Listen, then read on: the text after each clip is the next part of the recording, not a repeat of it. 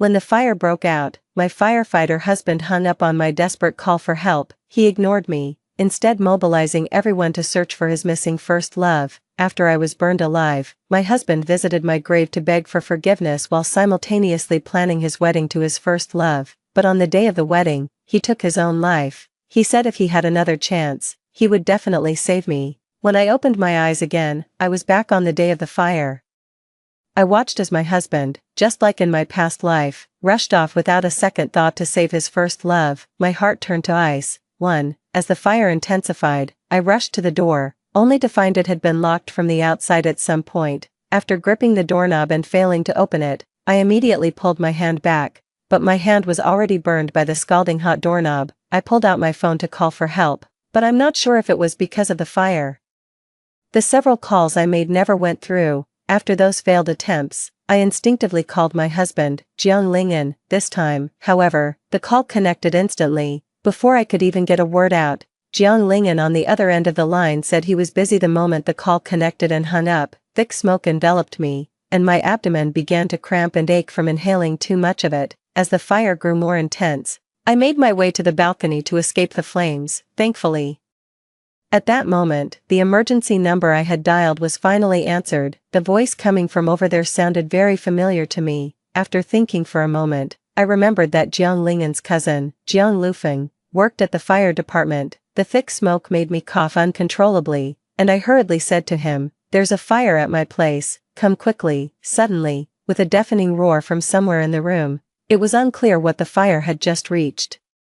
I was so terrified I froze on the balcony, not daring to move a muscle. But then Jiang Lufeng's mocking voice came through the phone. "Sis-in-law, my brother took everyone to look for Shinruirua. The fire station only has a few rookies in training right now, so getting a crew dispatched is pretty much hopeless. Besides, when my brother came to find us, he made a point of telling us that the source of the fire in your building is on the floor above you.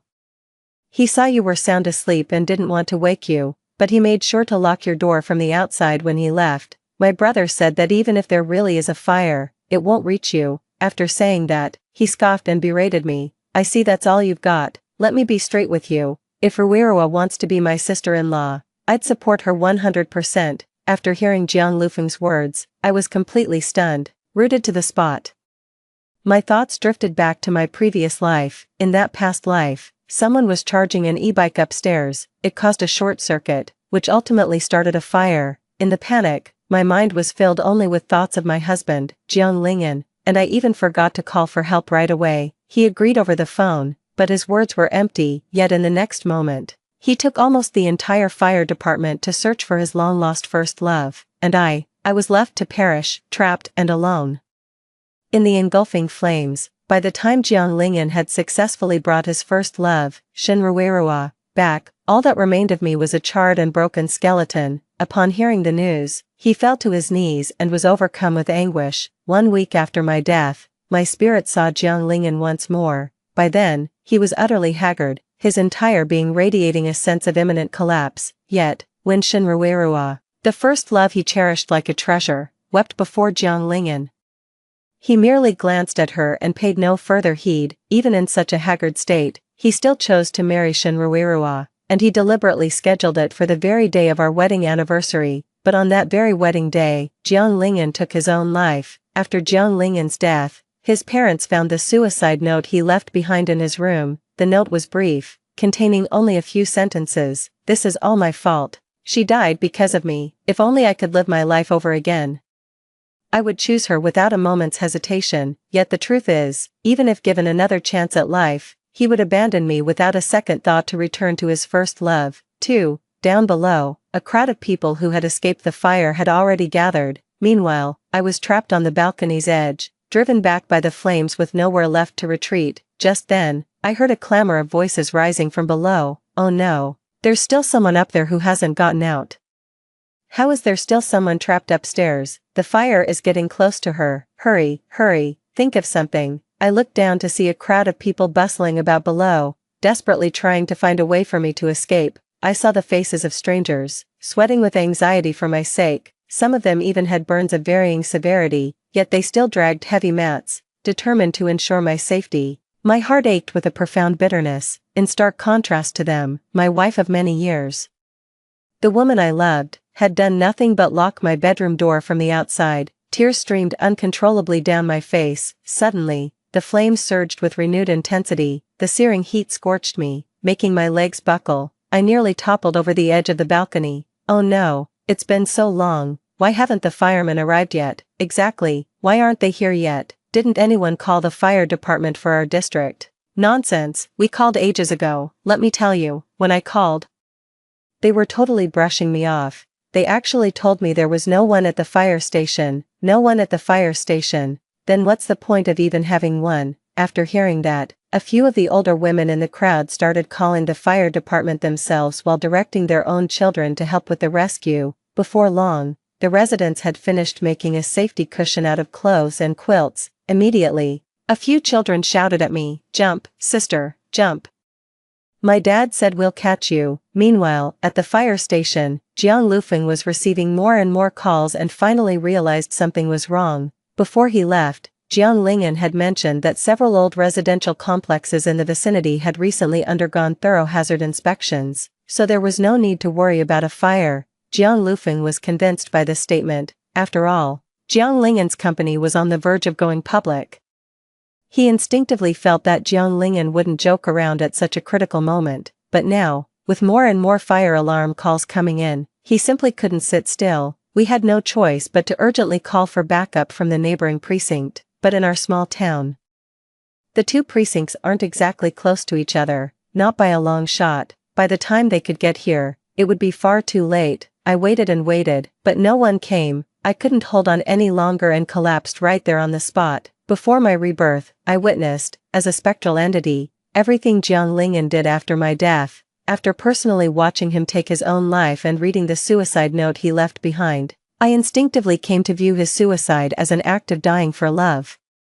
Under these circumstances, I no longer had any doubt about whether Jiang Lingen's love for me was genuine, and I truly, wholeheartedly believed it all. 3. But Shen Ruirua's appearance made me realize that it was all just my own wishful thinking. All it takes is for Shen Ruirua to say, "I'm not feeling well," and Jiang Lingen would drop everything, leave me behind, and travel 1,000 miles just to take care of her himself, even though it was my anniversary that day. I cried and tried to stop him, but all I got in return was a single sentence: "Don't be difficult, Shen Ruirua isn't feeling well, with her fragile health, what if something happens?" So, whenever I needed him, he would use that excuse to leave me alone at home. After I died, Jiang Lingen was well aware that Shen Ruirua could seek treatment for her illness, and he knew he couldn't cure her himself, yet he was willing, heart and soul. What's more, under the pretense of their innocence, Shen Ruirua even had Jiang Lingen share my WeChat contact with her. She made a point of relaying every single detail of their meetings to me. For instance, when Jiang Lingen arrived, we took a group photo together. When I was alone in the hospital, Jiang Lingen bought her a cake and a bouquet of flowers that very day, and they even held each other in a tight embrace. Gradually, I was also driven to sleepless nights by this complicated three-way relationship.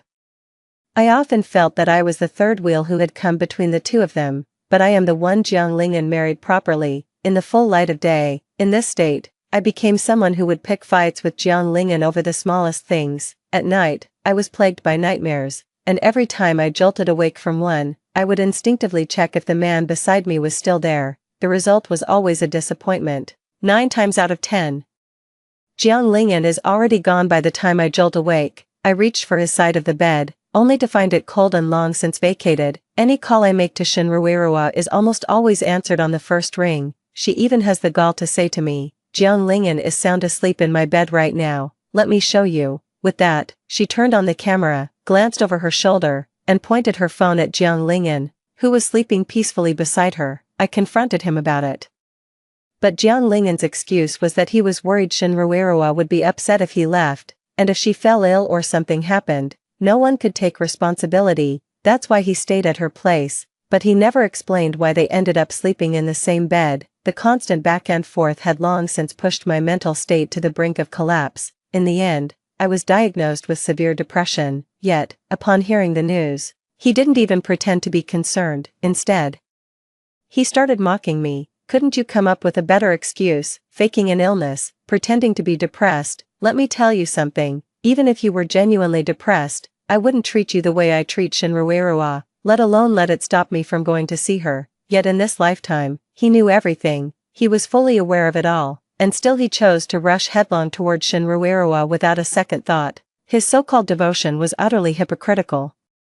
My tears evaporated completely the moment the flames rushed toward me, yet, the crowd gathered below all rushed toward my landing spot almost simultaneously as I fell. Fortunately, they caught me firmly after I fell. After being rescued, I felt as if I had been reborn from death, but that feeling had barely surfaced before it was completely overwhelmed by the searing pain in my body. My entire body was already a livid, angry red from the intense heat.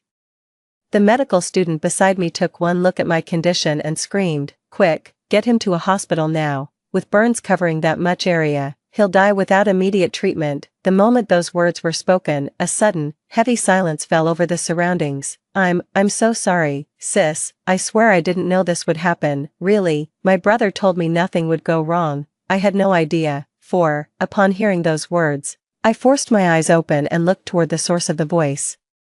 I saw Jiang Lufeng rushing toward me, a first aid kit in hand. He frantically performed a basic check on me, his face growing paler by the second, especially when he saw that I was now burned beyond recognition. His hands were trembling. The crowd's anger erupted at that moment, accusing them of arriving so late despite the fire having raged for so long. What is wrong with you firefighters? If you had just responded sooner, the situation wouldn't be this bad. Look at her. She was a perfectly healthy young girl. How could she end up burned like this? As he spoke, intermittent sobs could already be heard at the scene. Jiang Lufeng could only keep apologizing while simultaneously trying to call Jiang Lingyan. I called several times, and every single call was, unsurprisingly, hung up on me. The phone wasn't answered until the person on the other end finally lost their patience. What is it? I already told you I'm busy, brother, you need to come home, now. There's been a fire at your place, and your wife, something's happened to her. She jumped from the building and was severely burned all over her body. Jiang Lingyan's scornful laughter came through the receiver. A coward like her would jump. Please, did my wife put you up to this? Let me tell you, in her past life, she's faked depression to manipulate me before. As soon as he finished speaking, the sound of a crowd jeering came from the other end of the line. Kiss, kiss, kiss. Jiang Lufeng's face fell the instant he heard the raucous cheering. He recognized it. It was his own teammates, egging on Jiang Lingyan and Shinruerua. Before Jiang Lufeng could get another word out, the call was disconnected. Furious, he hurled his phone away. My brother is going too far, he's really gone too far. With my sister-in-law's fate still hanging in the balance, how can he and Shinruerua act like this? I turned my head away. At that moment, I wanted nothing more to do with the Jiang family. The ambulance arrived at the scene quickly, and I was rushed to the hospital. How can someone be burned this badly with no family around? Where are the family members? How have they not come back for something this serious? As she spoke, the nurse pulled out a stack of documents to be signed. Call the family, we need someone to sign off here. How can they still not be here? This is a matter of life and death. Jiang Lufeng frantically dialed Jiang Lingyan's number, but as soon as the call connected, he was met with a torrent of furious shouting from the other end. Chu Yao Yao, that's enough. When are you going to stop this? Let me make this clear, I personally reinforced your room before I left. Even if a fire did break out, there's no way it could reach you here. Are you seriously not done with this? The nurse, furious, snatched the phone and bluntly explained the situation to Jiang Lingyan. A scornful laugh came from the other end. Excellent, just excellent, Chu Yao Yao, now I finally see you for who you really are. You'd stoop to such a cheap trick, and even hire actors for it. You like to put on a show. Fine, I'll play along. Let me be perfectly clear, I am not his wife. If anyone wants that title, they can have it. And if anyone wants to sign this, be my guest. The instant the call was disconnected, inside the ambulance, the two paramedics' faces instantly turned ashen. The patient's been enraged into unconsciousness. Quick, start resuscitation, now. 5. When I opened my eyes again, all I could see was a sea of white. As I looked around more carefully, I realized I was in a hospital. I tried to move, only to find my entire body tightly wrapped in bandages. I feel like my body is a heap of rotten flesh, ready to collapse at any moment. The burns cover so much of my body that even now, I'm still racked with pain, a deep, bone-chilling agony. Yet, that pain seems trivial compared to the torment of being abandoned. Even after being given a second chance at life, I had a chance to escape the fire in this life, but here I am, confined to a hospital bed, enduring the searing pain of these burns all alone. All of this. It all started with that locked door. It's him, Jiang Lingyan. He's the one who caused all of this. I forced myself to suppress the hatred in my heart. I can't afford to dwell on it right now. Right now, my physical health is the most important thing. Just focus on getting better now. After calming down, I glanced over at Jiang Lufeng. At that moment, Jiang Lufeng was sitting right beside me. It's almost laughable. He used to be the one who looked down on me the most, yet now, in this entire hospital room, he was the only one here taking care of me.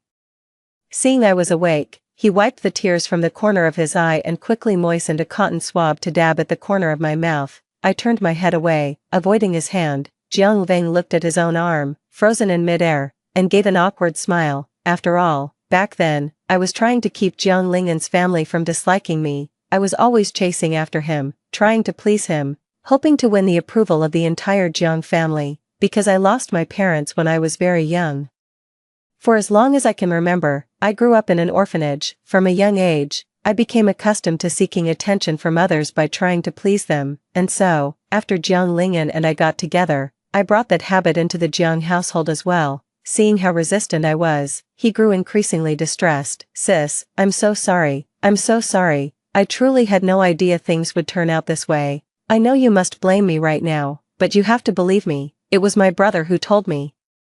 He said he'd checked everything, and he assured me there wouldn't be any problems. That's exactly why I believed him. I thought you were just trying to compete with Shenruerua for attention. My brother kept telling me you were vying with Shenruerua for favor, and not only that, you'd done a lot of unreasonable things because of it. After hearing my brother say these things so often, I really started to believe you were that kind of jealous, irrational woman. That's why I wanted to use this chance to teach you a lesson. Sis, I know I was wrong. I'll accept any punishment, but I'm begging you, please, just forgive me this once. I really wasn't in the mood to deal with that annoying person. The pain was so intense I couldn't focus on anything. Staring up at the stark white hospital ceiling, I couldn't help but think of the person I used to be. Tears streamed down my cheeks and fell onto the hospital bed. I desperately wish I could go back in time, grab my past self, and tell him not to fall for Jiang Lingyan. If it were you lying in this hospital bed instead of me, would you choose to forgive them? Chapter 2, 6. Do you forgive him, Jiang Lingyan, Shenruerua? Tell me the truth. Jiang Lufeng froze, the hand holding his water glass trembling. He knew perfectly well that no one in their right mind would ever forgive such a thing. Abandoned by his own wife in a sea of flames, even while his own fate hung in the balance. His wife was kissing her first love. Thinking of his cousin's actions, Jiang Lufeng was left utterly speechless. He nodded and said softly, "It truly is unforgivable." Just then, my phone rang. With my hands hooked up to various monitors, I had no choice but to ask Jiang Lufeng to answer it for me. Seeing it was Jiang Lingyan, he put it on speakerphone and handed it to me. As soon as the call connected, Jiang Lingyan said, "Shenruerua mentioned she really liked that bag you were carrying last time. I'm thinking of going home to get it for her. You don't mind, do you?" At that moment, I was honestly speechless. Him saying that just proved that from the incident yesterday until now, after I'd finished resuscitation, he hadn't even set foot inside the house. Where have you been, bro? How can you be talking about getting a bag for Shenruerua right now? Your wife was in an accident and just got out of emergency care. Jiang Lingyan seemed to find Jiang Lufeng and me utterly ridiculous. Speaking into the microphone, he said, "Lufeng, just how much is your sister-in-law paying you to speak up for her like this? If something that serious had really happened, wouldn't I have been notified by now? I haven't received a single call. Can't you two at least come up with a more convincing lie?" He was utterly convinced that I had conspired with Jiang Lufeng to fabricate the story. This dismissive attitude instantly sent Jiang Lufeng into a rage. He stormed out of the hospital room and yelled at Jiang Lingyan at the top of his lungs, "Your wife was forced onto the balcony by the fire and jumped. She's barely hanging on. How can you still have the nerve to be with Shenruerua discussing some bag? She almost didn't make it, and you're still thinking about her purse." Alright, Jiang Lufeng, your acting isn't that convincing. I don't believe you. I'm taking Shenruerua shopping. If it's really as serious as you say, have the boss contact me. The moment the call was disconnected, Jiang Lufeng was the first to break down in tears. Perhaps, this version of his brother was just too different from the one he knew in his heart. He looked at me through tears, as if he understood my despair. It seemed that even with all his effort, he could only grasp a fraction of my despair, and it already pained him so deeply. And as for me, 2 lifetimes now, I was abandoned without a second thought. How utterly desolate. Yet, Jiang Lingyan didn't show up at my hospital room until late the following night. The moment he pushed the door open, he pointed at me, still undergoing an examination, and shouted, "Chu Yuyao, you wretched woman. What do you mean by reporting me?" 7. He froze on the spot when he saw my burned arm and my entire body wrapped in bandages. The person following behind him then peeked out to look at me, seemingly just as shocked by the sight. "Chu Yuyao, even if you're injured, you can't just report Jiang Lingyan. He's already been suspended," Shin Ruiroa said with a pained expression, hiding behind Jiang Lingyan. He gave off the vibe that I was about to hit him at any moment. Jiang Lingyan shielded him protectively and pointed at me, saying, "Why are you looking at her like that? She didn't do anything wrong." It's true, sometimes when you're utterly speechless, you just have to laugh. For instance, right now, I let out a derisive snort and said calmly, "I don't have the time or the ability to report you." I slowly raised my hands, which were tightly bandaged from the burns. How could I possibly have the chance to call and report someone? Just then, Jiang Lufeng walked out of the bathroom after washing my incontinence pad for me. Seeing that his own cousin had actually brought Shin Ruiroa along, he was instantly furious and rushed over to slap Shin Ruiroa across the face. "How dare you show your face here after what you did to my sister-in-law?" Jiang Lingyan shoved Jiang Lufeng away. Jiang Lufeng bit down on his hand. "Brother, you're a monster. Your wife is seriously injured, and the first thing you do when you see her is blame her. I'm the one who reported you, so what? It was me. Didn't you say to have the boss call you?" "Well, I went and told the boss all about you." Jiang Lingyan stared at me for a long time before finally forcing out an apology through gritted teeth, yet he still spoke up in Shin Ruiroa's defense. "Shin Ruiroa didn't know anything about it. Don't blame her." Shin Ruiroa's eyes welled up with tears. She hung her head, sobbing incessantly. The very picture of someone who had been deeply wronged. Every time I see it, I have the overwhelming urge to slap her. I don't understand why men seem to fall for this act. Don't they find it disgusting and fake? I looked up and saw Jiang Lingyan, and to my surprise, his eyes were red from seeing Shin Ruiroa cry. He didn't shed a single tear when he saw me in such a pitiful state, yet, his eyes welled up at the sight of Shin Ruiroa's tears. He even completely ignored me and started comforting Shin Ruiroa. "No one blames you. Don't blame yourself, please. Don't cry." He tenderly wiped away her tears with a damp tissue. Then, pointing at me, he said, "You only went to the mountain temple to pray for her well-being. You never expected to get lost, did you? Pray for me." I remember she didn't say anything like that when she found out I had malignant cancer. She once cursed me, wishing my cancer would return and I'd die on the operating table. Jiang Lufeng was there too, back then. Even Jiang Lufeng believed I must have used some underhanded method to win over his cousin, and that I was threatening Shin Ruiroa. It was what made Shin Ruiroa's condition even worse, so when he heard that, he even started applauding. 8. In my past life, after I died, Shin Ruiroa said the same thing and even produced a protective talisman. At the time, she told Jiang Lingyan that this talisman was something she had knelt and prayed for a full day and night to obtain, specifically to protect the safety of me and my child. Jiang Lingyan was utterly moved back then, and he kept comforting Shin Ruiroa, insisting that my death had nothing to do with her. But, that protective charm, I looked at Shin Ruiroa and said slowly, "In that case, just give me the charm." Just as Shin Ruiroa was about to speak, Jiang Lufeng saw the protective charm clutched in her hand and snatched it away. Right in front of Jiang Lingyan, I slowly unfolded the folded protective charm. Jiang Lingyan grabbed me by the arm. "What are you doing? Shin Ruiroa went to great lengths to get this for you. Even if you don't want it, you can't just destroy it like that." I ignored him and kept unwrapping it. Meanwhile, Shin Ruiroa was staring at my hands, looking utterly mortified and terrified. I finally opened the last layer. Inside was a lock of my hair and the pathology slide images from when I went for my cancer screening. Jiang Lufeng chimed in. "There isn't any temple for blessings up on that mountain." Before Jiang Lufeng could finish, Shin Ruiroa snapped at him to shut up. Jiang Lingyan didn't see what the big deal was. Instead, he said to me, "All right, drop it about what's on the mountain. The fact that they're willing to go shows their sincerity. Don't be so petty." After he finished speaking, I walked step by step towards him, supported by the nurse. "There will be plenty of chances in the future, and it's none of your business.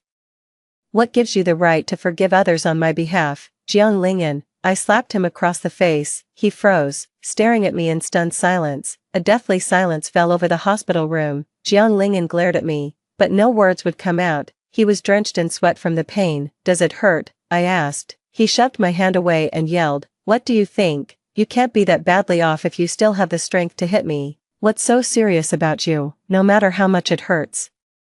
It can't compare to being locked by you in a sea of fire, watching my own skin and flesh slowly curl and blacken until the pain finally faded away." I picked up the cane and struck him with it. I didn't have the strength, and the nurse beside me even had to help strike several times. In that moment, Jiang Lingyan realized he could no longer see a single trace of love in my eyes. There was only hatred, a bone-chilling hatred. 9. Divorce. As I spoke, Jiang Lingyan grabbed my hand. "Don't you start with this again. Think about how many times you've threatened divorce over the years. When have you ever actually gone through with it?" His impatience with me hasn't faded one bit, even now. "Do you think just because you're in a pathetic state right now, you can manipulate me? Do you think I'd call off the divorce, beg you, and cut ties with Shinruerua over this? Let me make this clear, I won't." After he finished speaking, my gaze held nothing but contempt for him, and even a sense of futility and heartache for all those years of what I'd called my devotion. But not a single shred of love remained for him. For Jiang Lingyan curled his lip, probably thinking that now he had me by the throat, I wouldn't dare to lash out anymore.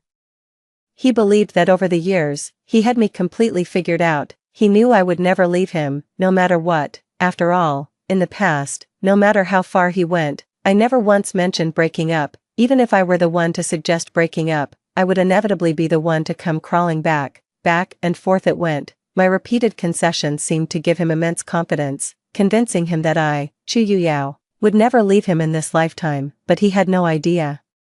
The reason I compromised was that I had no home to return to. I desperately long for a normal family, for someone who can love me wholeheartedly and me alone. But what do I have now? I'm covered in wounds, filled with resentment, and I have the experience of being abandoned twice. Why should I stay with him, just to keep experiencing that soul-crushing feeling of being cast aside over and over? I don't care if you believe me or not, I'm not joking, since we don't have children yet. Let's get a divorce now. Then you can be with whoever you want. Isn't that for the best? After saying that, I sent him the itemized list of all our shared assets and expenses that I had compiled while I was in the hospital. I want him to pay back every single penny I spent on him over the last 6 years. Seeing how resolute I was, Jiang Lingyan didn't hesitate much and immediately took out his phone to transfer the money to me. In Shinruerua's eyes, all of this was a good thing.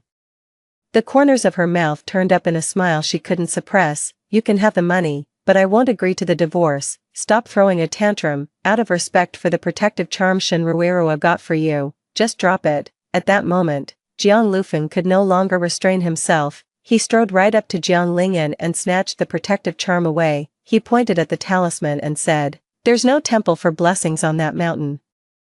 But there is a wicked old woman who loves this kind of thing. She wraps people's personal information inside these so-called protective charms and buries them with the ashes of those who died horribly. It's a curse meant to bring a terrible death upon them." Jiang Lufeng spoke, his voice trembling, sobbing. He pulled out his phone. He then scrolled through the chat logs one by one, showing them to his brother. "It turns out that ever since Shinruerua found out I once had cancer, he's been planning this all along. This fortune teller was someone he sought out after consulting many people, only going to her once he was sure she was the real deal. His goal was for my cancer to come back, so that I would die. That's what he wanted." Jiang Lingyan couldn't believe it, staring at Shinruerua in stunned disbelief. Shinruerua hastily protested, "Don't you dare frame me for your sister-in-law's sake. I didn't do it. You probably fabricated those chat logs yourself.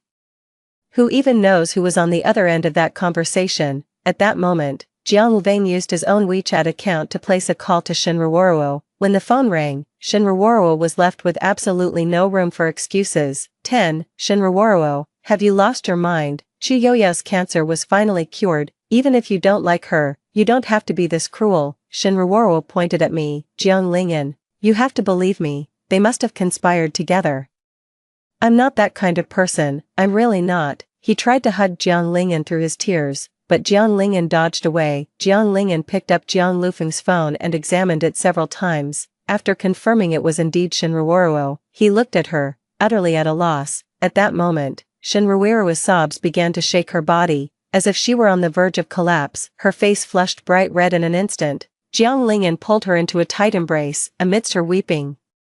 His defenses crumbled, and any thought of blame melted away. Alright, Chu Yuyao, she was in the wrong, and she's paid the price for it. Let's just call it even. Weren't you the one who did plenty of things to wrong Shinruoruo in the past? From today on, let's just let bygones be bygones. Wronged Shinruoruo. When have I ever wronged her? We were in the same department in university, but not the same class. We weren't even in the same high school. I only met her because of Jiang Lingyan.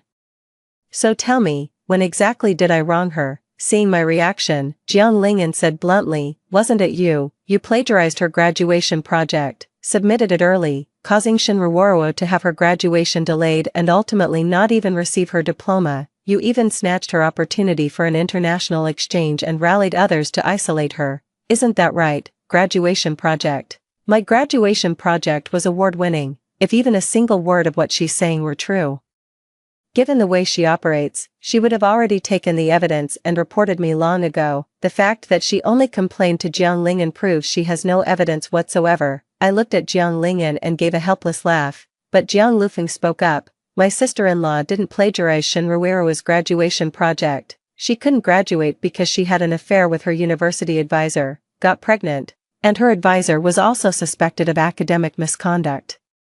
Reported by his own professor, that's why she never got her diploma. Shinruoruo roared at Jiang Lufeng to shut up. She must have been hating, at that moment, why there was someone by her side who knew everything about her. Trembling, she said to Jiang Lingyan, no, none of it is true, you have to believe me. But at that very moment, Jiang Lufeng produced the official school notice from that time. Confronted with the evidence, Shinruoruo was rendered completely speechless. So, you were never actually being targeted by Chu Yuyao, were you? Shinruoruo didn't respond to the accusation, just hung his head, looking utterly pathetic. He was trying to use his pitiful state to win back Jiang Lingyan's affection. Your illness, it's not fake, is it? Jiang Lingyan raised a question. I didn't say a word, just watched to see what Shinruoruo would say, but Shinruoruo insisted that her illness was real, even producing an electronic medical report. I saw the doctor's name on it. What a coincidence, his primary physician is the same as mine. When I called, the person on the other end was just saying, I heard something happened to you. I'm driving over right now. I'll be there soon and we can talk in person. I hung up the phone. Jiang Lingyan asked who it was, and I just said it was a friend coming to visit. When the doctor pushed open the ward door, Shinruoruo was so startled that she fell to the floor. 11. Oh, my patient, how did you get so badly hurt? I was wondering why you missed your therapy session. It turns out you were injured. Dr. Song Cherry went on, telling me all sorts of new and interesting things. It finally dawned on Jiang Lingyan. The doctor's name on Shinruoruo's diagnosis report was Song Cherry. And the photo attached was of this foreigner standing right in front of them. Chu Yuyao, as long as you're alive, that's what matters. Don't let yourself sink into sorrow. It will only worsen your depression. Jiang Lingyan stepped forward and grabbed the doctor's hand. So you're saying my wife really did have depression, the diagnosis and the medication weren't fake, so all along, in his past life, he thought I was faking it. That's why he said all those hurtful things to me.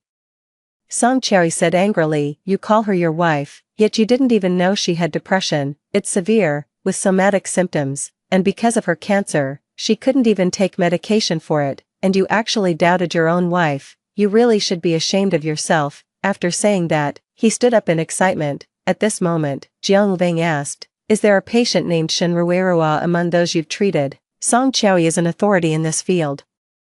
Although many people seek her out, the number of patients she actually takes on is quite limited. He remembers every single one of his own patients with perfect clarity. He thought for a moment. Nope, there's no one named Shinruoruo among my patients. Jiang Lingyan took the diagnosis report they had just been shown from Shinruoruo's hand and passed it to Song Cherry. But it clearly has your name and your photo right here. Song Cherry took one look and laughed outright. This is fake. It's photoshopped. I don't have any electronic medical reports, all of mine are on paper. You can check if you want. After that, Song Cherry said a few more words to me, told me to take care of myself, and then left. The moment Song Cherry stepped out of the hospital room, Shinruoruo tried to make a run for it, but Jiang Lingyan caught her. they were arguing the whole time. You've been lying to me from the very beginning.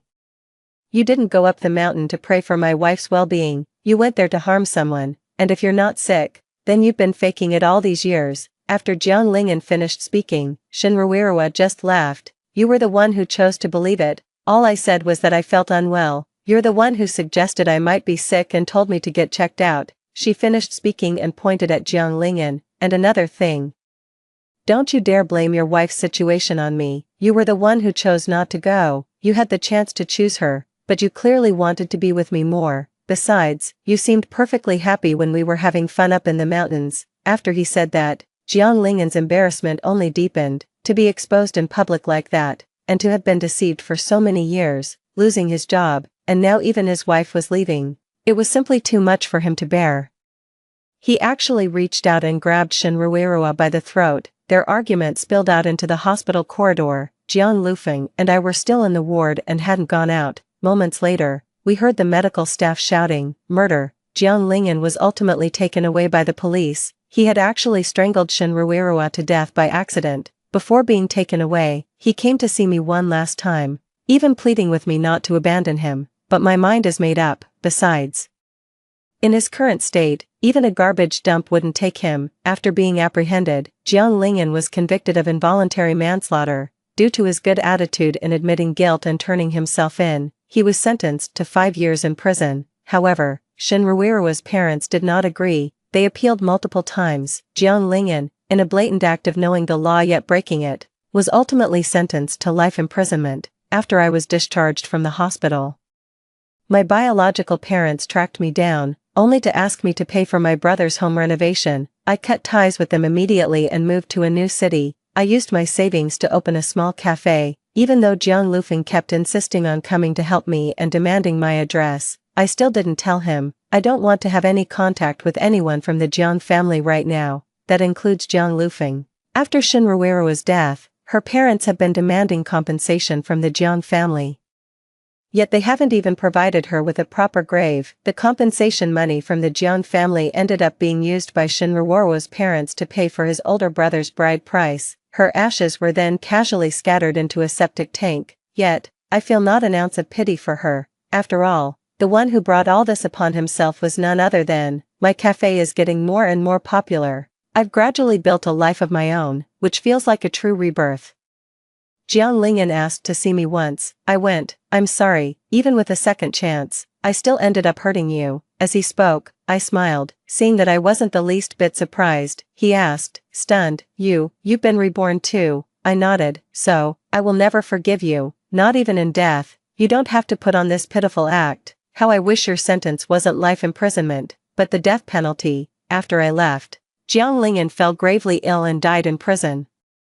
I was trimming my cat's claws when I heard the news, and I felt absolutely nothing. Whether he lives or dies is none of my concern. My life rebooted long ago. The end. Story 2. When the wealthy family came to adopt, my sister decisively left with them, leaving only me to rely on my grandmother. She thought she would enjoy wealth and splendor from then on, but the wealthy family's son turned out to be a madman who abused her daily. The parents were biased, only scolding and beating her. In the end, she went insane, stabbed the entire family, and was arrested by the police. Meanwhile, I became the youngest academician at the Agricultural Academy, developed high-end wheat varieties, was nominated for a special award, and had a boundless future. My sister fled and stormed into the awards ceremony, killing me with hatred in her heart. When I opened my eyes again, I had returned to the day the wealthy family adopted me. My sister rushed into our grandmother's arms first.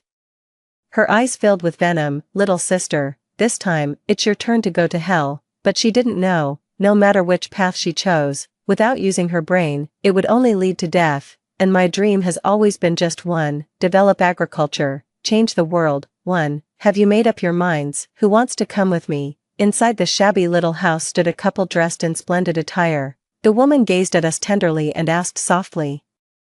They were the prestigious Fu family from Ningqing, here to choose one child between my sister and me for adoption. Su Yinglong froze momentarily, her eyes flashing with wild joy before she shoved me aside and threw herself into Grandma's arms, pouting, "I want to stay with Grandma." The woman turned her gaze to me, her eyes crinkling warmly as she said gently, "Then it's you who'll be coming with us." Is that right? Su Yinglong chimed in from the side. Yes, yes, let the little sister go home with you. Grandma was rarely treated with such affection by Su Yinglong. Somewhat taken aback, she awkwardly reached out to pat the girl's head. Before this, Su Yinglong had despised Grandma for being poor, always ordering her around and calling her an old hag, even when she craved snacks in the middle of a stormy night. She would wake up her elderly grandmother and order her to go buy things. Grandma found it somewhat strange. She knew that Su Yinglong despised the poor and admired the rich, always dissatisfied with their family's poverty. Why was it that when the wealthy man came to their home to adopt a child, contrary to expectations, Su Yinglong chose not to follow the wealthy family's departure, but to stay at home? Grandmother couldn't understand why Su Yinglong made the unprecedented choice to remain in this impoverished household, but I knew the reason all too well. Because both Su Yinglong and I had been reborn, I knelt on the ground and kowtowed deeply to Grandma 3 times. Grandma, thank you for taking care of me all these years. If I ever get the chance, I will repay you. After kowtowing, I stood up. I walked calmly toward the Fu couple. I'll go with you, too. In her past life, her sister took the lead, rushing into the arms of the Fu couple and decisively choosing to leave with them. She thought that by entering the wealthy Fu family, she would henceforth enjoy a happy, princess-like life. Little did she know, the Fu family had ulterior motives for adopting a daughter. The Fu family had a son named Fu Jing, who was dignified and handsome in appearance. What a pity, he's a manic-depressive lunatic. When her sister Su Yinglong entered the Fu family, what awaited her wasn't the meticulous care of wealthy parents or her brother's domineering pampering, but rather the abuse of a madman. Seeing Fu Jing's condition had stabilized somewhat, the Fu parents decided to send him to school. Worried he might struggle alone, they resolved to adopt a child. On her first day entering the Fu household, Su Yinglong was filled with joy, eager to build a good relationship with Fu Jing. However, Fu Jing detested the sudden appearance of a stranger in his home. Far from welcoming her with a smile, he directly slapped Su Yinglong across the face. The Fu parents were unfazed by this behavior and paid no attention to the swelling on Su Yinglong's face. They merely issued a cold command for her to keep an eye on her older brother. At school, her classmates similarly looked down on Su Yinglong for being an adopted daughter. The crown prince of the school, Zhou Chongji, even took the lead in bullying Su Yinglong, making her school life utterly miserable. After returning home, whenever Fu Jing's parents discovered he had an episode at school resulting in self-injury, they would whip Su Yinglong with a cane and make her kneel all night as punishment. Su Yinglong had a hard life. In contrast to her, my life was very peaceful. After Su Yinglong left, Grandma devoted all her unconditional love to me. I studied diligently at school every day, and after school, I helped my grandmother sell baked sweet potatoes. Although life is tough, I feel truly happy. Later, an academician from the Academy of Agricultural Sciences came to inspect our school and immediately took a liking to me. Living up to expectations, I successfully entered agricultural school, joined the Academy of Agricultural Sciences, conducted experiments under the academician's guidance, and developed high-end wheat varieties. This even led to my nomination as the youngest candidate for the top Science and Technology Award. A bright future with boundless prospects, driven to madness by torment. Su Yinglong stabbed her entire family and was arrested by the police. It's just a pity I couldn't make it onto the podium. On the day of the award ceremony, Su Yinglong escaped from prison. Seeing me surrounded by the crowd at the center, she turned green with envy and stabbed me over a dozen times in a frenzied attack. So in this second chance at life, she chose without hesitation to stay by Grandma's side, determined to push me into the abyss of the Fu family. As I stepped out the door, I glanced back one last time. Grandma gazed at me with reluctant longing, her face full of unwillingness to part. Meanwhile, my sister Su Yinglong leaned against Grandma's embrace, her eyes fixed on me with nothing but pure venom. She sneered coldly, "Little sister, this time, it's your turn to go to hell." She was certain that once I entered the Fu family, I would suffer the same torment as her in her past life. But doesn't Su Yinglong, who has already died once, understand by now? No matter which path she chooses, a brainless person like her has only one fate, death. 3. Su Yinglong guessed right. From the very first day I entered the Fu household, I knew Fu Jing was a complete madman through and through. My parents brought me home and led me to a handsome young man with deep, dark eyes. They looked at Fu Jing and said softly, "Xiao Jing, from now on, she will be your little sister. At school, she'll take care of you." With that, Mrs. Fu pushed me forward.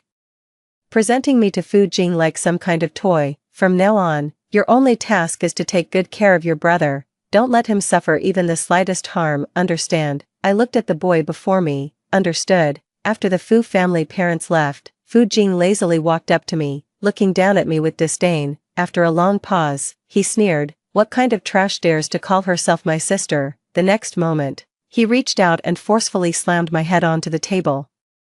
It made a loud thud. His gaze was filled with violence, looking at me with contempt as if I were an insignificant ant. Idiot. At this moment, Fu's mother, who had forgotten something, happened to turn back. She saw me in a sorry state, with Fu Jing gripping my neck and pinning me on the table. She didn't show any surprise. After retrieving her item, she passed by Fu Jing, glanced at me, and said indifferently, "Fu Qiushi, keep a close watch. Don't let your brother get hurt." Choked by the neck, I could only roll my eyes to look at Fu Jing and softly replied, "Understood, I'll take good care of him." Watching Fu Jing's parents appear concerned yet actually indifferent towards him, I think Fu Jing is pitiful, truly pitiful. Fu's parents were busy with business trips and left quickly. After confirming they had truly left, I reached out, grabbed Fu Jing's hair, and yanked it down hard. My voice was calm. "Let go of me, you brainless lunatic." Fu Jing winced in pain from my movement.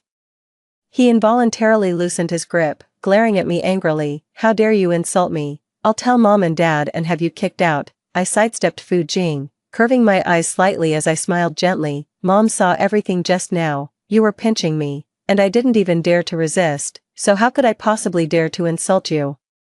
"Brother," as we went upstairs, I warned Fu Jing, "you'd better behave yourself and not cause any trouble before our parents get back." After saying that, I ignored Fu Jing's incredulous expression and walked away directly. Let Fu Jing rage outside, slamming the door so hard it shook the heavens. I remained completely unmoved. For Su Yinglong wasn't content with just pushing me into the abyss. She started a live stream, putting on a fragile act, tearfully holding up her phone to film. With her pure appearance and disheveled black hair, Su Yinglong looked even more innocent. Pitifully, she said, "My sister and I were raised by our grandmother since childhood, and I have deep feelings for her. Choosing between a life of luxury in a wealthy family and a long-term companionship of family bonds, because grandma's health isn't good, I ultimately decided to stay by her side, hoping to spend more time with her." After saying this, Su Yinglong paused and let out a bitter laugh. "But my younger sister chose to enter the wealthy family without even looking back, showing no concern whatsoever for how grandma would fare afterwards. I truly believe she's a cold and heartless person." Watching the live stream gain more and more viewers, after hearing Su Yinglong's words, many people followed the public opinion and mercilessly criticized me as an ungrateful wretch. Su Yinglong quickly added, "I'm not saying my sister's approach was wrong. Of course I understand that choosing wealth when given the option is human nature. I can understand her actions, of course." Su Yinglong tucked a strand of hair behind her ear and said softly, "I'll always stay by grandma's side." Su Yinglong stared at her phone screen, revealing a smile as pure as the only little white flower growing in a desert. She clenched her fists as if cheering herself on. "I'll live well together with grandma." Seeing Su Yinglong's innocent and harmless appearance, many netizens felt heartache for her. Her live stream was also recorded and spread as a video. For a time, everyone praised her as a little white flower blooming from the mud, and I was the greedy and opportunistic ingrate. 5. Unsurprisingly, almost all the students at school had seen this widely circulated video. Young Master Zhou Chongji was born with a silver spoon in his mouth. He had never seen such a stubborn girl who, when faced with a choice between money and family, unhesitatingly chose family. Not only that, but she was also strong-willed and harmless. In contrast, my snobbish sister, who despises the poor and fawns over the rich, appears even more malicious and cunning. Zhou Chongji had always looked down upon worldly people like me, so he brought his gang and arrogantly cornered me at the restroom entrance. Zhou Chongji squatted halfway before me, smoking, looking down at me with disdain. He blew smoke into my face. "Look at you. How dare a filthy insect like you deserve to study in this school?" Zhou Chongji flicked the ash off his cigarette, then pressed the still-burning tip directly onto my arm. I was held down, unable to move. I could only watch as Zhou Chongji's cigarette burned into my skin with a sizzling sound, quickly raising a red, swollen blister. Seeing this, the surrounding boys erupted in mocking jeers. Su Yinglong was called over and happened to witness this scene. Immediately, she widened her eyes, covered her mouth in shock, and exclaimed, "How could you do this?" Zhou Chongji looked up, lazily stood up, walked to Su Yinglong's side, and chuckled, "Hey, little one, young master here is helping you get revenge. Don't you like it?" Su Yinglong swiftly glanced at me, concealing the triumph in her eyes. Then, she stomped her foot and glared at Zhou Chongji angrily. "I don't like this, it's too much." Zhou Chongji watched Su Yinglong scrunch her nose, let out a mocking laugh, grabbed her arm, and pulled her shoulder to walk out. "Don't like it? Next time I'll try a different approach." Su Yinglong's voice was sweet and coquettish. "Zhou Chongji, how could you treat a classmate like this? It's not allowed." Rounding the corner, Su Yinglong glanced back stealthily, casting me a contemptuous look. Naturally, she was smug. In her past life, Zhou Chongji was the one who bullied her the most at school. This lifetime, with their roles reversed, Zhou Chongji ended up falling for her and helped her bully me instead. "But, sister, to live a second life, relying on men, is this the only trick you've got?" 6. During Fu Jing's first few days at school, he behaved calmly, kept to himself, and didn't cause any trouble, but after handing in the exam papers, when I returned to the classroom, I found the place in complete chaos. Fu Jing's desk had been overturned, with books scattered all over the floor. The person who paid respects is no longer here. The classmates' eyes still held fear. They said, Fu Jing was sitting perfectly fine, then suddenly went mad in an instant, smashing everything within reach. I found Fu Jing in an empty classroom, with teachers hesitantly standing at the doorway, none daring to enter. He sat calmly on the only stool in the center of the classroom, with unfathomable violence hidden beneath his eyes. Su Yinglong witnessed this scene, and a flash of venomous hatred crossed her face.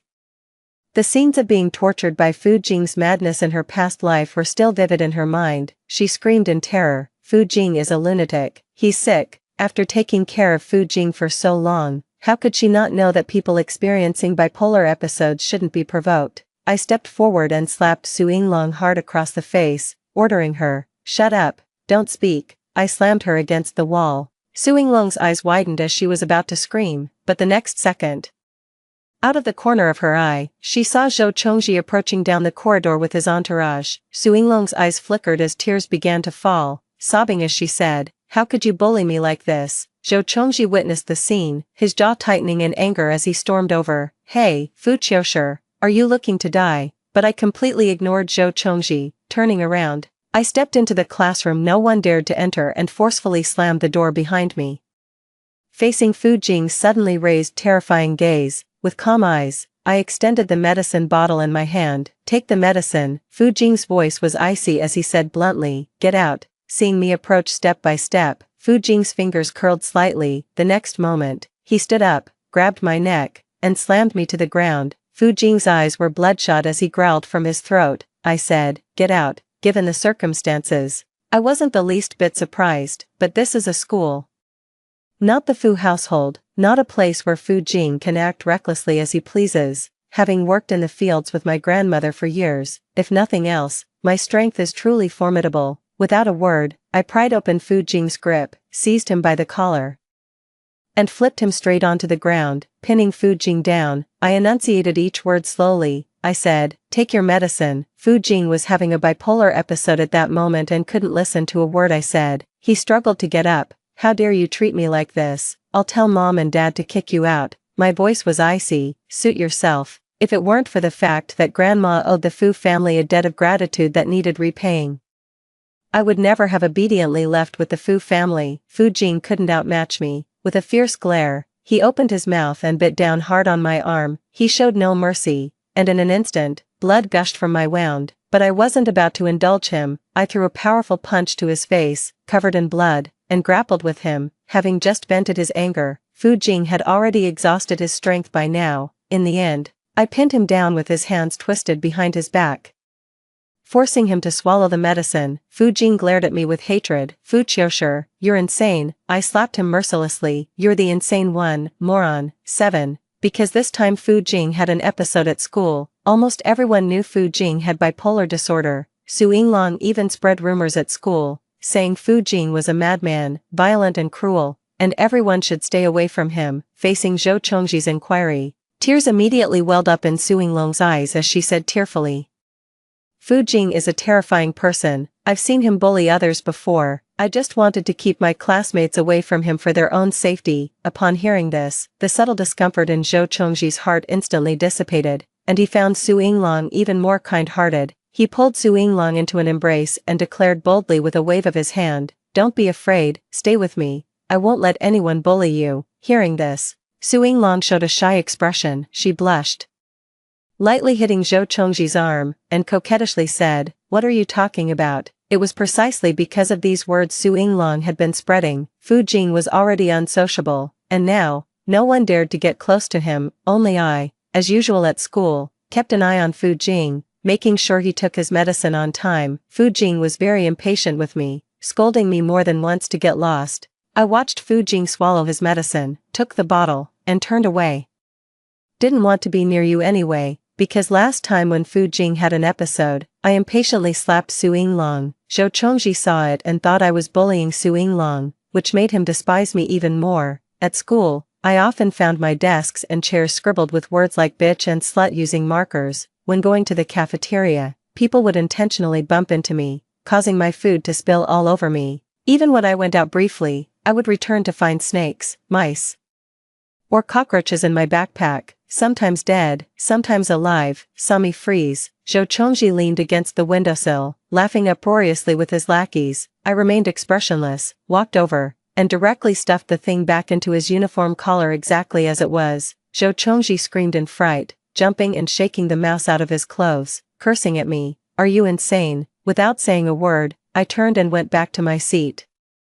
Zhou Chongji's gaze was sinister as he glared at me. "I'm going to kill you." 8. Zhou Chongji and his group had numbers on their side. I always avoided them. If I could dodge them, I'd have a peaceful day. Can't escape. If they catch me, I'll have to endure some humiliation. But I never begged Zhou Chongji for mercy, even when he ground his foot on my hand, looking down at me arrogantly. "Tisk, Fu Qiushi, I see your mouth is quite stubborn." I was in so much pain that cold sweat poured down, but I refused to make a sound. Finally, Zhou Chongji found it boring and turned to leave with his entourage. Slowly getting up from the ground, I leaned against the wall, staring at Zhou Chongji's retreating figure, and hoarsely said, "Zhou Chongji, you'd better kill me if you get the chance, otherwise, I'll drag you down to hell with me." Hearing this, Zhou Chongji turned back with disdain. "Dumbass, think you're tough just for spouting some tough talk." Immediately after, there was a burst of uproarious laughter from a group of boys. Fu Jing often witnessed Zhou Chongji bullying me,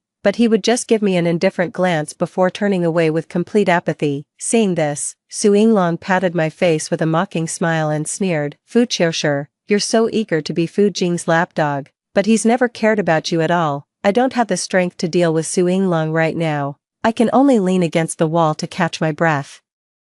After catching my breath, I lifted my foot and kicked Su Yinglong hard. She screamed in fear, took a few steps back, and glared at me angrily. "Bitch, why aren't you dead yet?" Then, as if struck by some amusing thought, she suddenly burst into giggles. She gloated triumphantly, "It's not time yet, my dear sister. Just wait to be plunged into a long, sunless nightmare." 9. Fu Jing and Zhou Chongji got into a fight. By the time I arrived, they were already grappling fiercely in the classroom, both bearing injuries. One was from the prominent Fu family of Ningqing, the other was the young master of the Zhou family. These two started fighting, and no one dared to intervene, fearing they might get hurt in the crossfire. The homeroom teacher stood at the door, anxiously pacing in circles. I glanced at Su Yinglong, who was hiding by the door, covering her mouth in excitement as she watched the drama unfold. It's obvious that these two people, who normally have no interaction, wouldn't fight for no reason. She must have instigated it. Su Yinglong saw me appear and curled her eyes smugly, revealing a row of white teeth. The Fu family parents are back from their business trip. When they find out Fu Jing got into a fight, guess what they'll do? "Little sister, you're done for." The sight of Su Yinglong irritated me.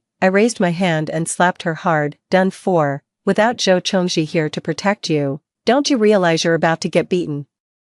After finishing, I completely ignored Su Yinglong's screams behind me. I stepped into the classroom without hesitation. Fu Jing's bipolar disorder flared up again at this moment, his eyes bloodshot as he tightly gripped Zhou Chongji's neck. Zhou Chongji wasn't one to back down either, pinning Fu Jing to the ground and punching him repeatedly in the face. I stood aside, grabbed a long stick, and mercilessly smashed it onto Zhou Chongji's head. With a loud clang sound, struck by this unexpected blow, Zhou Chongji's eyes rolled back as he lost consciousness. I flung the stick away, feeling immensely satisfied. The teacher outside screamed in terror at the sight. Fu Qiushi, this child is way too bold. Quick, quick, get Zhou Chongji to the infirmary.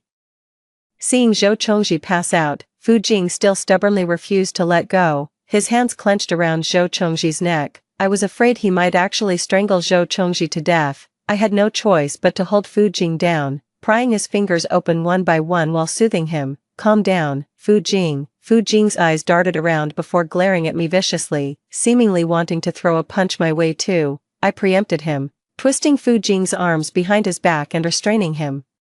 Calm down. Unwilling to yield, Fu Jing struggled a few times before suddenly biting down on my arm. Damn it, biting again. Is he part dog or something? I spoke rapidly. Right now I'm your only acquaintance at school. I have your medication. I can take good care of you. So please calm down. Okay, be good, be good. I won't let anyone bully you again. Listening to my comforting words. Perhaps it was the taste of blood in Fu Jing's mouth that made his crimson eyes glare at me fiercely before he slowly loosened his bite. 10. The incident blew up into a huge deal. The teacher summoned both sets of parents to the school. The Zhou parents looked at Zhou Chongji's injuries and smiled thinly at the Fu family. Your adopted daughter here has quite the vicious streak. Hearing this, Father Fu shot me a sidelong glance and mercilessly slapped me hard across the face. Instantly, my cheek swelled up, and I could almost taste the faint metallic tang of blood from the broken skin inside my mouth. Father Fu said with a smile, yes, this child is beyond discipline. I hit too hard. My apologies. In front of the Zhou family, Father Fu berated me sternly and harshly. Immediately, he told me to get out, saying he would have a good talk with the Zhou family. Just as I was leaving, Father Fu patted my shoulder and said softly, well done. Seeing me walk out with a swollen red face, Su Yinglong's eyes curved with delight as she giggled triumphantly, covering her lips mockingly. Sister, you're done for. You'll get the whip when you go back, and kneeling as punishment. None of it will be spared, and when that madman has an episode, you might end up suffering terribly at his hands. Just seeing her irritates me. Grabbing Su Yinglong by the throat, he slammed her against the wall and glared coldly, watch your mouth. He's ill, not insane. Su Yinglong was being choked by me, struggling to breathe as teardrops welled up uncontrollably in the corners of her eyes. Her face flushed crimson as she kept slapping my hand. Truly Fu Jing's well-trained dog, so fiercely protective of its master. At that moment, Zhou Chongji walked out of the office with a darkened expression. Seeing me choking Su Yinglong, he stepped forward and forcefully pulled us apart, his gaze impatient. Bullying your sister again, how vicious. The deep-seated grudge from that time I hit you with a stick. At this moment, Zhou Chongji's gaze upon me was icy cold. He stared at me coldly. You've really crossed the line this time. Fu Qiushi, with curved eyes, I looked at the two people before me and said cheerfully, want to kill me? What a pity. Too late. Fu Jing walked out calmly from behind the door. Lifting his eyelids slightly, he grabbed me by the collar and pulled me outside. Fu Qiushi, let's go. Witnessing this scene, Su Yinglong widened her eyes in shock, her expression almost completely disbelieving. Impossible. When did you become so close with him? I ignored it. I shook off Fu Jing's hand and frowned at him. Are you sick? Fu Jing paused mid-step, his expression awkward as he looked at me. He moved his lips but said nothing. Lift your leg and walk straight forward. I warily sized up Fu Jing, sensing something was off about him. Unusual events always signal hidden trouble. After a long pause, Fu Jing finally took a deep breath. I heard it. When that white lotus called me crazy, you scolded her. Why are you helping me? Fu Jing seemed somewhat confused. I haven't been kind to you. I let out an "oh" and said, I just don't like her and wanted an excuse to teach her a lesson. Besides, I frowned, staring at Fu Jing with genuine confusion. I've always called you crazy. 11. Fu Jing seemed to have unilaterally started a cold war with me. This is my deduction. Because when I previously supervised Fu Jing taking his medicine, he still mocked me. Idiot. Sometimes he acts against me, deliberately knocking over the medicine, but now, Fu Jing doesn't even glance at me, coldly taking the medicine and swallowing it in one gulp. Though I don't know what madness has taken hold of him again, but I find this version of Fu Jing quite easy to handle. After he took his medicine, I simply returned to my seat to continue working on the problems. Thanks to Su Yinglong's choices in this lifetime, although Fu Jing is a madman, the Fu family never shortchanges me financially. In my previous life, I attended school during the day and helped my grandmother sell baked sweet potatoes at night. Without money, I couldn't bear to buy supplementary teaching materials. The workbooks were bought at low prices from senior students, filled with scribbles and notes, repeatedly practiced several times before being reluctantly set aside. Now, there's a housekeeper taking care of things at home, and a chauffeur handles the school commute. Every month, Mother Food transfers a large sum of money into my account. I don't need to worry about running out of money at all. In contrast, Su Yinglong's life was much more financially strained. Grandma was getting old, braving the bitter cold wind every day to sell roasted sweet potatoes, yet barely earning any money. She relied on poverty subsidies to get by each month. But having lived a life of privilege in her past existence, suddenly returning to a life of scarcity left her in utter disarray. Su Yinglong already had poor academic performance, making her future prospects bleak. Now, she can only cling to Zhou Chongji's affection for her to regain a shred of faith in the future. Occasionally returning home, Su Yinglong would often angrily scold her grandmother, "You old thing, why can't you come up with money? Go out and earn some quickly." Considering Grandma's advanced age, I worried that overexertion might harm her health. I deliberately saved up my monthly allowance and, taking advantage of Su Yinglong's absence, slipped the money to Grandma. I told her, "Buy whatever the household needs, but don't spoil Su Yinglong, and don't let her keep ordering you around. Be good, Grandma." Grandma held my hand, her cloudy eyes looking at me with guilt. "Sure. It's Grandma's fault for being useless. When you're old, you can't earn money and instead have to send you away. Sure. Don't let anyone bully you out there." My eyes grew warm as I squeezed Grandma's hand back, smiling. "Grandma, I'm living very well now. Mom and Dad treat me well, and so does my brother. No one bullies me." Only then did Grandma seem to set her mind at ease, patting my hand slowly. "That's good.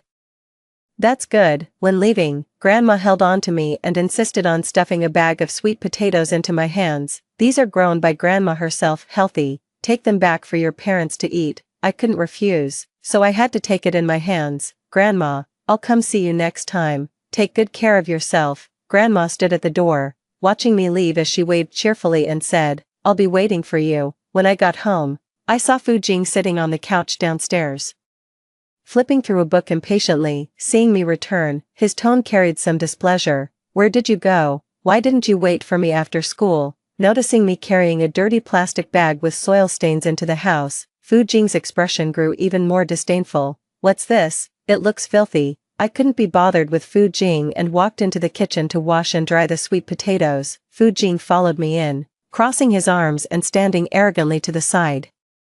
"Why did you buy these?" "I went to see Grandma today. These are the ones she grew." Fu Jing had heard about me and snorted through his nose. Seeing me start cooking, he stiffened his neck and reluctantly said, "Hey, Fu Qiushi, I want a taste too." I didn't add any seasoning, just boiled the sweet potatoes in plain water. Fu Jing frowned, picked at the skin with a fork, and tentatively took a bite. "Just barely acceptable. The taste is alright. Your grandma grew them well."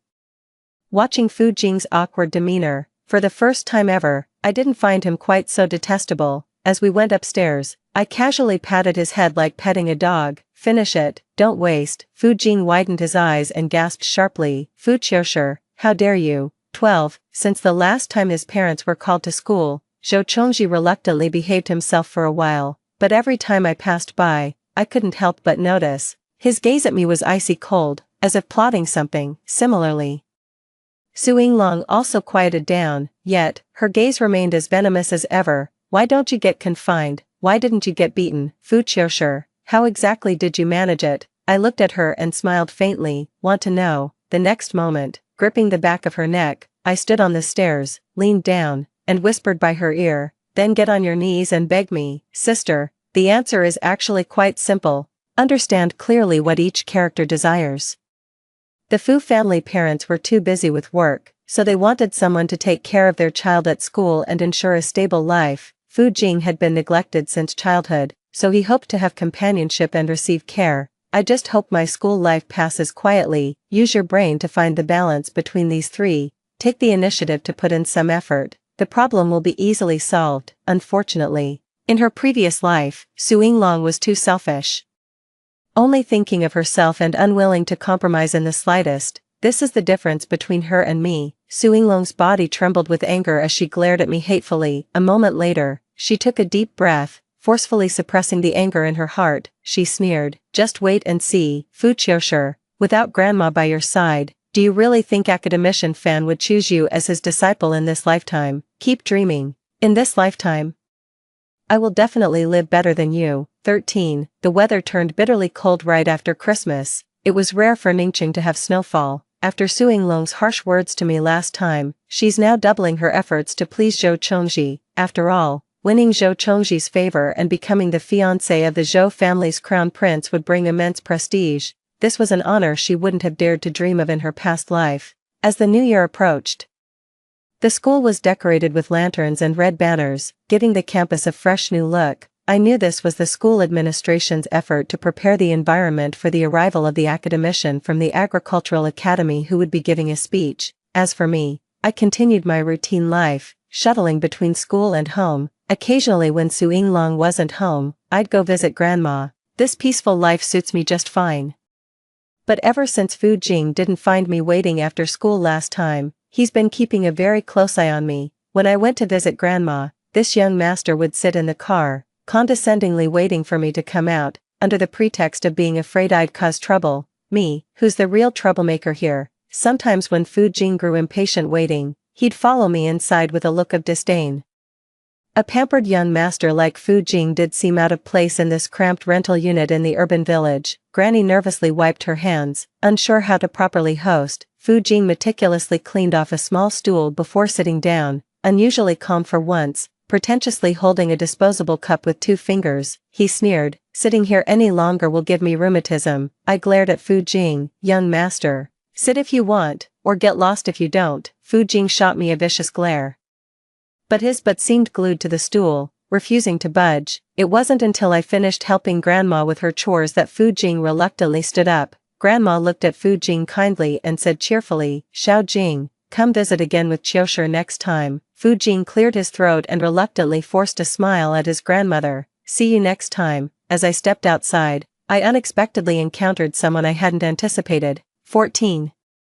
Zhou Chongji stood at the alley entrance with a dark expression, flanked by a group of underlings carrying clubs. Zhou Chongji stared at us and let out a sinister chuckle. "Finally caught you." He sauntered forward slowly, a hint of disdain curling at the corners of his lips. "You've really picked a great spot. No cameras, no people." He tapped the long rod in his hand leisurely and said, "Even if I kill you all today, no one would ever know. Zhou Chongji is following us." With a sweep of my gaze, I quickly assessed the number of people and immediately formed a plan in my mind. Fu Jing, who feared nothing in heaven or earth, lifted his eyelids and coldly spat 2 words at Zhou Chongji. "Idiot." Hearing this, Zhou Chongji laughed in extreme anger. "Let's see today who's the real idiot." I took a step back, nudged Fu Jing's arm with my elbow, and whispered, "Follow my lead." Fu Jing raised an eyebrow in surprise. "You can fight too." I stared at Zhou Chongji approaching step by step, counting down under my breath. 3, 2, 1. Fu Jing spoke calmly. "Tell me, who should we beat up?" At the last moment, I grabbed Fu Jing's hand and shouted sharply, "Run." I yanked Fu Jing away, and he exclaimed in shock,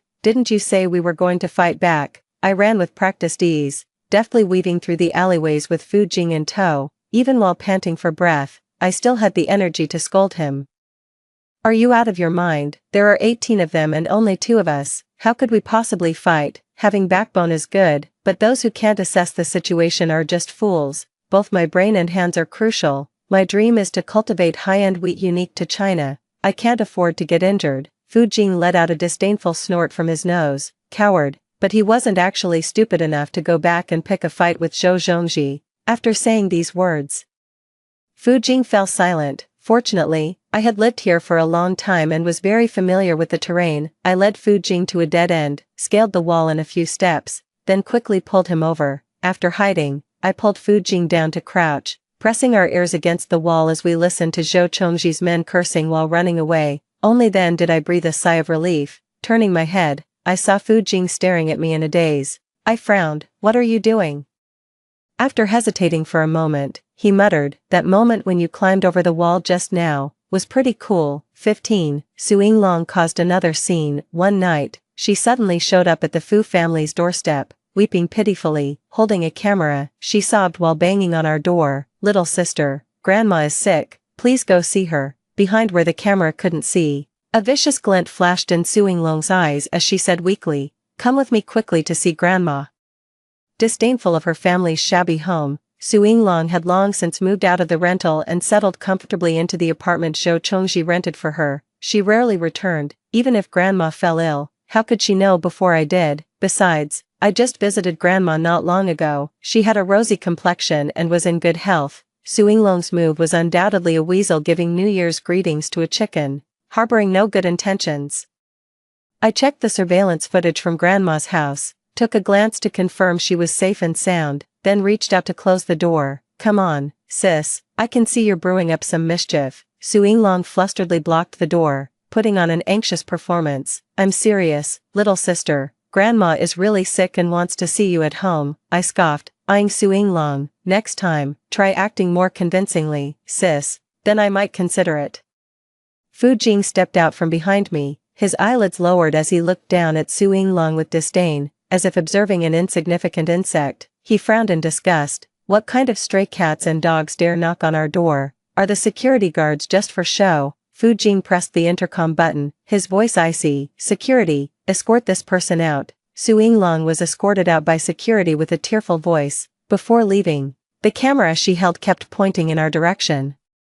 Su Yinglong glared at us from afar with venomous eyes, silently mouthing, "You're done." "Done with what? Do you really think I'm stupid and can't see her blatantly holding up her phone? I just want this wind to blow stronger, even stronger. The higher you climb, the harder you'll fall." Of course, 16, on the scheduled date, Academician Fan arrived as promised. Because Academician Fan is a renowned scholar at the Academy of Agricultural Sciences, when she arrived, many newspaper reporters came to the school together to interview her. Just as the principal respectfully invited Academician Fan to tour the school together, Su Yinglong rushed over, holding her phone and sobbing. She knelt on the ground, grabbed Academician Fan's skirt with tears in her eyes, and cried, "Teacher, please help me. After my younger sister was adopted by the Fu family, not only did she ignore me and Grandma's well-being, but she also bullies me at school.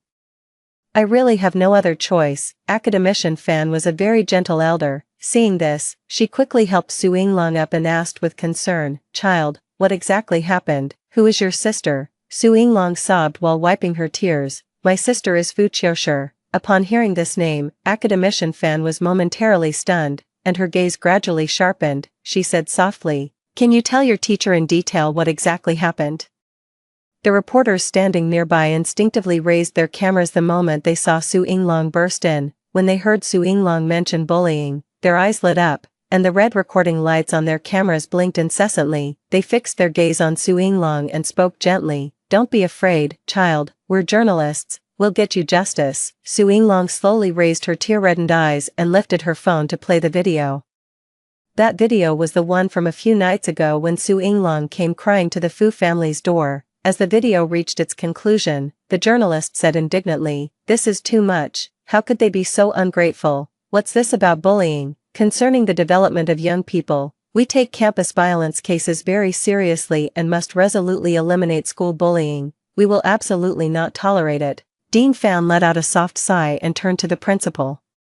"Please call the other child over. I'd like to hear her side of the story. Something like this happened so suddenly." The principal was sweating profusely and quickly had someone summon me to the office. As soon as he entered the office, he sternly reprimanded me, saying, "Fu Qiushi, even though you were adopted by the Fu family, Su Yinglong is still your relative after all. How could you bully your sister just because you're now a child of a wealthy family?" Standing opposite the principal, I looked up and smiled faintly, responding neither humbly nor arrogantly. "Principal, are you saying that no one, regardless of who they are, should bully classmates at school?" The principal raised his voice and declared, "Of course, this is a school. No matter what a student's family background is, once they enter the school, they are all students. The school will never tolerate any acts of bullying." Hearing this, I smiled contentedly, my eyes curving slightly. "Principal, I report that Zhou Chongji is bullying me at school." As soon as these words were spoken, the whole room erupted in uproar. Everyone knows that Zhou Chongji is the young master of the Zhou family in Ningqing, a person of noble status. He's not someone to be trifled with. In an instant, the reporters' cameras all swiveled to focus on me in unison. Cold sweat poured down the principal's forehead as he slammed the table hard. "Nonsense. You haven't even explained your own bullying behavior clearly. How dare you falsely accuse Zhou without evidence? 17. I slowly averted my gaze and sighed. First of all, the claim that I bullied Su Yinglong is completely fabricated, a baseless accusation from start to finish. A flicker of unmistakable panic crossed Su Yinglong's face. You're lying, she demanded. The principal retrieved the surveillance footage, pulling up all the recordings of me slapping her in the hallway. The surveillance footage clearly shows the truth. I slapped Su Yinglong. The principal slammed the desk and shouted sharply, Fu Qiushi, what explanation do you have for this? My gaze shifted as I shook my head. I admit that slapping Su Yinglong is a fact. It was an act of violence in a moment of desperation, and I willingly accept punishment. A smug expression appeared on Su Yinglong's face, then I changed my tone. However, every time I got angry and hit Su Yinglong, there was a reason.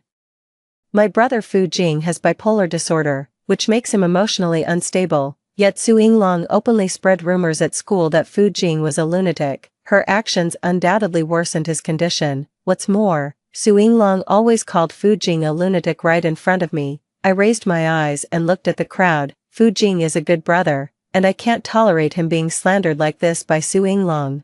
Almost everyone in the school knew that Fu Jing had bipolar disorder. Hearing this, the principal showed a thoughtful expression. A reporter whispered, indeed, physical conflicts arising from verbal disputes are understandable and cannot serve as direct evidence of school bullying. After hearing the whole story, academician Fan tapped the desk and looked at me. So, your sister claims you've been neglecting our elderly grandmother. What's that about? I nodded and looked directly at academician Fan. I said softly, perhaps having my grandmother explain in person would be more convincing. 18. Fu Jing led Grandma into the office. On the way, Grandma had already heard the whole story. She looked at Su Yinglong with deep disappointment, as if unable to comprehend why the child would behave this way. With a choked voice, Grandma said, Qiushi is a good child. She's been helping me with farm work since she was little, never complaining about hardship or fatigue. Her withered, aged hands fumbled repeatedly in her clothes pocket before tremblingly pulling out a tightly wrapped cloth bundle. Unwrapping it revealed a bank card inside. Grandma slowly rubbed the bank card with her hands, tears streaming from her eyes. After Qiushi was adopted by the Fu family, she visited me every month and saved all her pocket money for this old woman to use. She worries about my poor health, despite being busy with her own studies. She frequently comes back to visit me and helps with chores. Sis, Grandma's clouded eyes welled up with tears as she spoke guiltily. Is it because I'm not well educated that I failed to raise you properly? How could you lie and slander your younger sister like this? Hearing Grandma's words, Su Yinglong's face turned pale. She kept shaking her head. What are you talking about, Grandma? How come I never knew about Fu Qiushi visiting you? Su Yinglong forced a smile. Don't lie to everyone just to protect Fu Qiushi. Grandma staggered a couple of steps, trembling as if about to kneel before everyone. This old woman dares to guarantee Qiushi is truly a good child. She's never done anything wicked or harmful. Don't be harsh with the girl. Seeing my grandmother's actions, I immediately stepped forward and supported her. Grandma broke free from my hand, knelt down, and kowtowed to the crowd. With tears, she said, Yinglong is my fault for not teaching her well. Don't blame her. The reporter's eyes darted around. Having seen many scenes, they understood the situation clearly. The truth and falsehood could be distinguished at a glance. I helped Grandma to her feet and looked at Su Yinglong with a cold smile. Of course you wouldn't know that I often visit Grandma, because you despised our poor family and moved out long ago. Search your conscience. How many times did you visit Grandma in the 6 months after you left? Worried about Grandma's poor health and afraid she might fall or get sick with no one to care for her, I installed surveillance cameras at home. Watching as Su Yinglong's face grew paler by the second, I said coldly, you would have definitely noticed these things if you were at home, but, you know what?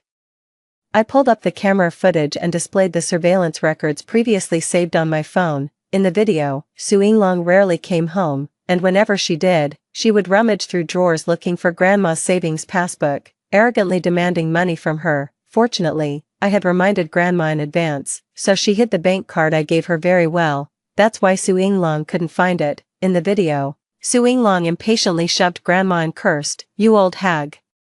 Truly a waste of life, can't even produce a single penny. What's the point of me staying with you anyway? And Grandma, pushed by Su Yinglong, staggered and fell to the ground, only able to apologize. I'm sorry, Grandma is useless, can't earn money, When I first saw these videos earlier, I was already burning with anger, rushed to grandma's house overnight to take her for a medical checkup. Fortunately, nothing serious happened. And now, the evidence left in the video has all become sharp blades pointing at Su Yinglong. From the moment I entered, Su Yinglong had stealthily propped up her phone on the bookshelf. Her phone was live streaming, recording everything from the very beginning. Her original intention was to provoke conflict and have netizens criticize me. Little did she expect the situation to reverse so quickly, silently intercepted by me. She had no chance to shut down the live stream. Netizens' reactions shifted from initial sympathy for Su Yinglong and insults toward me, to speechlessness as the tide turned, and finally to outright condemnation of Su Yinglong upon seeing those videos. How disgusting, what a vile white lotus, stop pretending to be innocent. And I actually thought she stayed with her grandma out of love. Turns out she just wanted to suck the old woman dry, feed off her bones. So cheap, so damn cheap. I was just defending her earlier.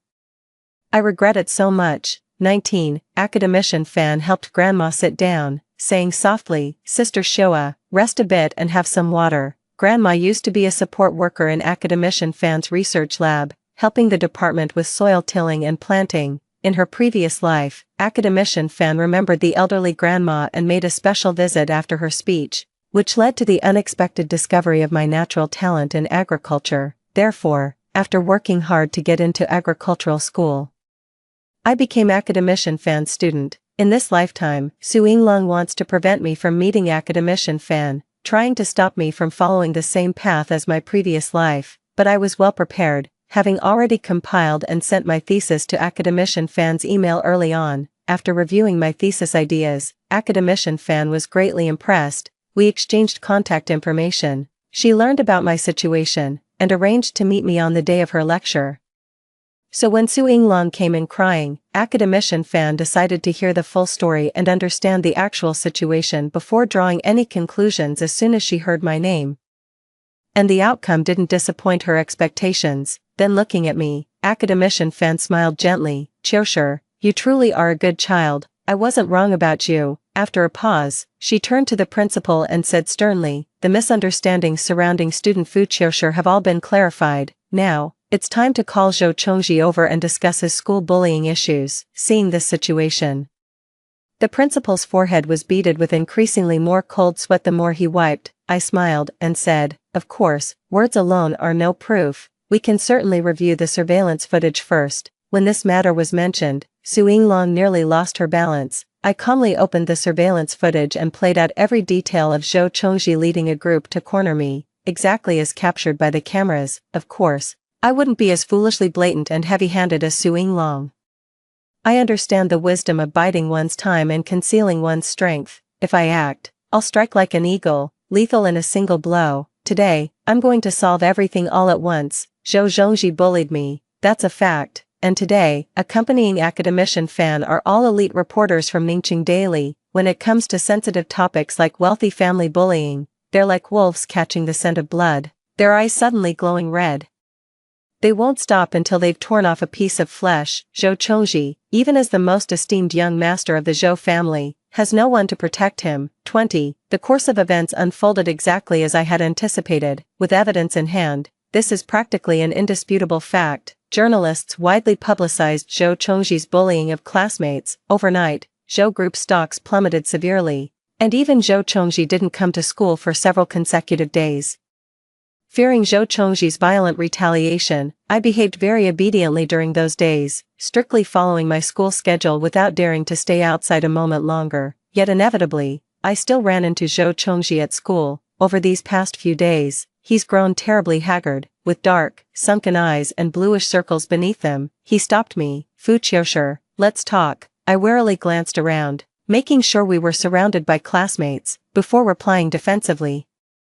"I have nothing to say to you." Zhou Chongji ignored me, lowering his head to light a cigarette, holding the cigarette in his mouth, nicotine swirling in his lungs. He flicked the ash before speaking slowly. "That alley where I had someone block you, was that where your grandmother lived?" I frowned, unsure why Zhou Chongji would ask such a question. I replied defensively, "Don't even think about causing trouble for my grandmother.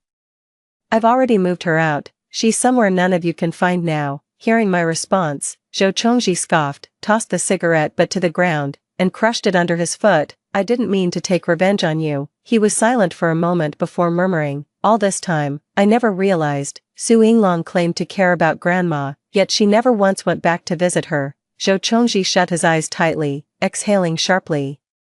I see it clearly now. This is the retribution I deserve. I disliked you before because I thought you were money-grubbing, a greedy and opportunistic ingrate. That's exactly the kind of person my father was. He killed my mother. That's why I've always hated people like him the most, but only now do I realize, I'm a fucking idiot, being played like a fool while pretending to be righteous. Zhou Chongji pressed his lips together, lowering his head stiffly as he apologized to me. I'm sorry, Fu Qiushi. Seeing Zhou Chongji like this, I calmly took 2 steps back. Don't be disgusting. If apologies were enough, what would we need the police for? With that, I turned and walked away without looking back. Zhou Chongji stood behind me, quietly watching my retreating figure. He murmured softly, just consider me shameless. 21. I heard Zhou Chongji dumped Su Yinglong. Before long, rumors spread again that Su Yinglong was pregnant. She cried and made a scene at the Zhou family's doorstep, demanding they take responsibility. Unfortunately, the one who responded to her wasn't Zhou Chongji, but his father, old Mr. Zhou, already in a foul mood due to heavy stock market losses, felt even more disgusted upon seeing Su Yinglong, the root cause of Zhou Chongji's scandal, being exposed. He was still smiling when facing Su Yinglong, but his words showed no mercy. You're pregnant. How can you be sure it's my son's, a woman like you? Mr. Zhou leisurely sized up Su Yinglong. She was beautiful, a petite face the size of a palm, round eyes, and had been a beauty since childhood. Thus, whether in her past life or this one, she deluded herself into thinking she could captivate men with her looks. The only pity was, in her previous life, she opposed Fu Jing and suffered terribly for it, but in this life, Zhou Chongji saw through Su Yinglong's true nature and grew utterly disgusted with her. After sizing her up, Father Zhou smirked disdainfully, just a wave of my hand, and I could have plenty more. What makes you think you're anything special? Father Zhou waved his hand in utter disgust. Take her away, abort the fetus, and then send her wherever she's supposed to go. Su Yinglong was forced to undergo an abortion. Within just a few days, she became severely emaciated, her cheeks hollowed out. When Grandma heard about this, she felt nothing but heartache, blaming herself for failing to raise Su Yinglong properly. But I knew clearly that all of this was Su Yinglong's own doing. I didn't want to upset Grandma, so I agreed to visit Su Yinglong at the hospital on her behalf. Su Yinglong lay on the hospital bed, her gaze vacant as she murmured, why is my fate still so miserable even after being reborn? How come I can never win against you? I watched her from a distance, expressionless.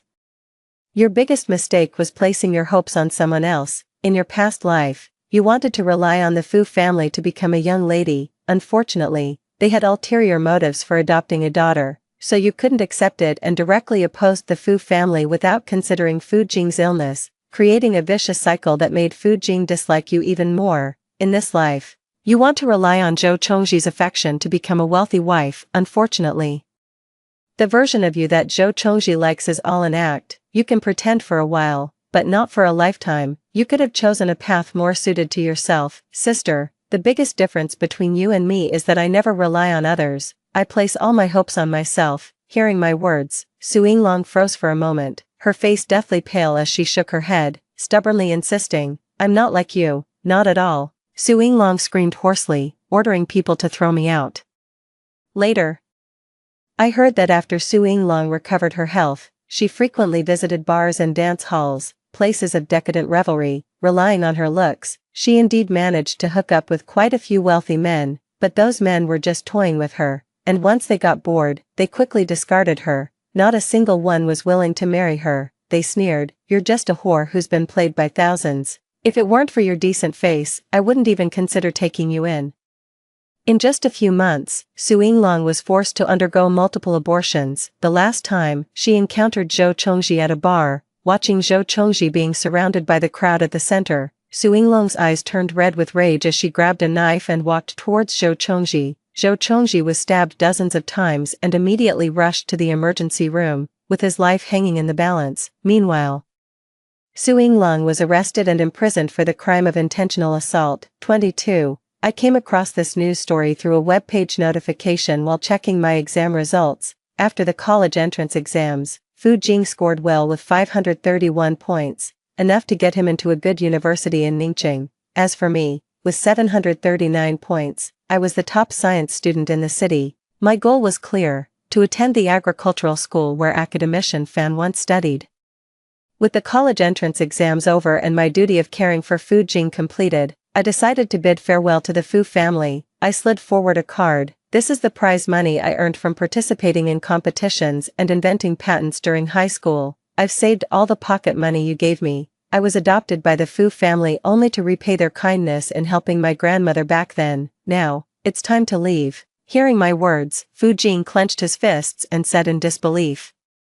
You're leaving, I smiled and reassured him. Fu Jing, no one will stay by your side forever. You need to learn to say goodbye. Now, Fu Jing's condition is well under control, and his bipolar disorder rarely flares up. Besides, my gaze softened. I have my own dreams to pursue, and I'm going after them. My dream is to cultivate premium wheat varieties, giving Chinese people access to high-end domestic crops, ensuring food security without relying on imports, encouraging citizens to prioritize local produce, enabling premium pricing for quality agricultural products, and helping farmers earn better incomes. I've had a dream since childhood. The crops my grandmother worked so hard to grow would no longer be sold at unfairly low prices. In my past life, I had already cultivated the wheat variety of my dreams, but now, all this remains just a vision. Today's China lacks high-end agricultural products in the international market.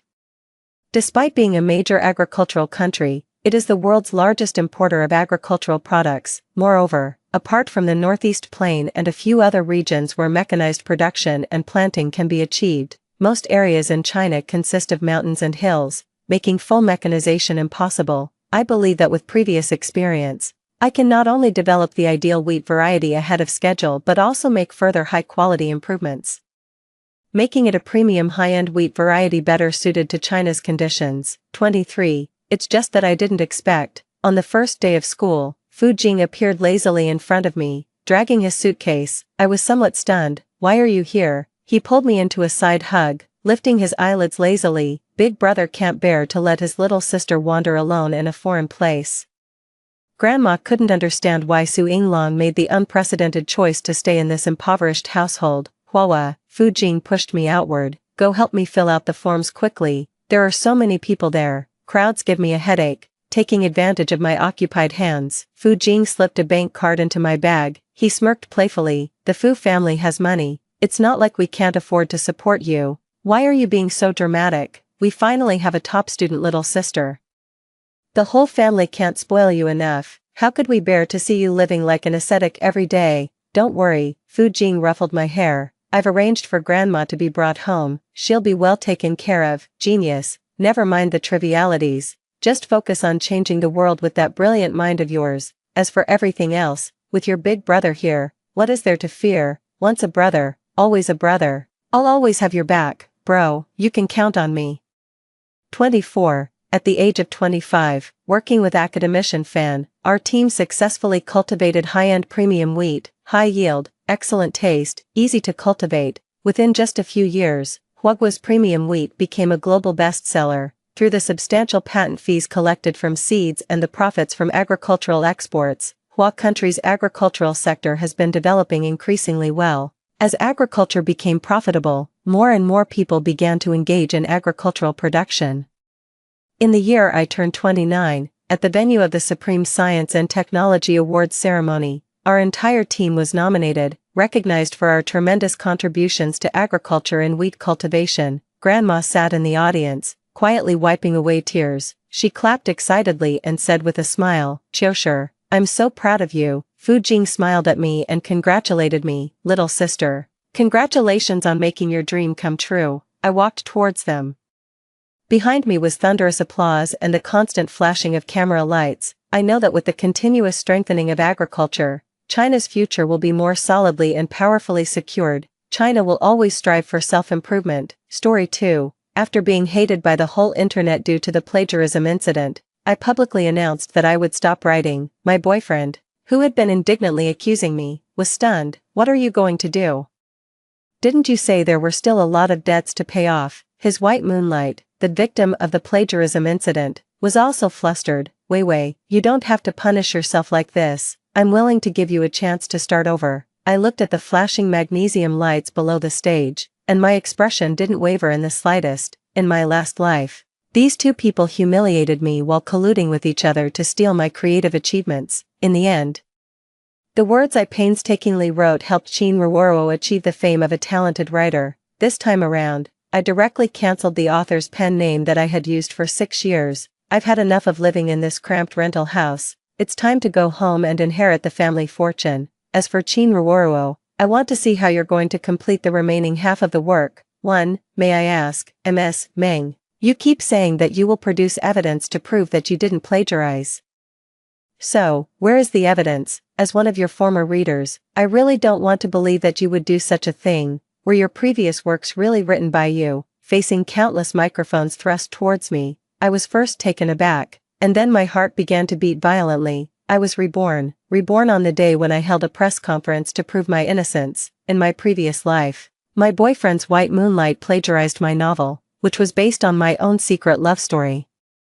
On the day of the book's evaluation, it soared to the top of the website's gold list, creating a best-selling myth in the youth campus literature genre. After being reposted by Big V marketing accounts, countless netizens exclaimed that it was tear-jerking. I originally wanted to show my creative drafts as evidence, but unexpectedly, on the day of the press conference, my files were emptied, leaving no trace at all. I experienced unprecedented online violence. Every day, I received wreaths, black and white photos, and terrifying express deliveries from all over the place. I gritted my teeth and continued writing, but in the end, I was stabbed to death by radical anti-fans who came to my door. At the moment, I just hesitated for a moment, and my so-called good boyfriend of 3 years, Xue Chen, couldn't help but launch a passionate attack. Meng Weiwei, if you say that Ruoro is slandering you, then produce the evidence. Don't make unfounded accusations and smear others.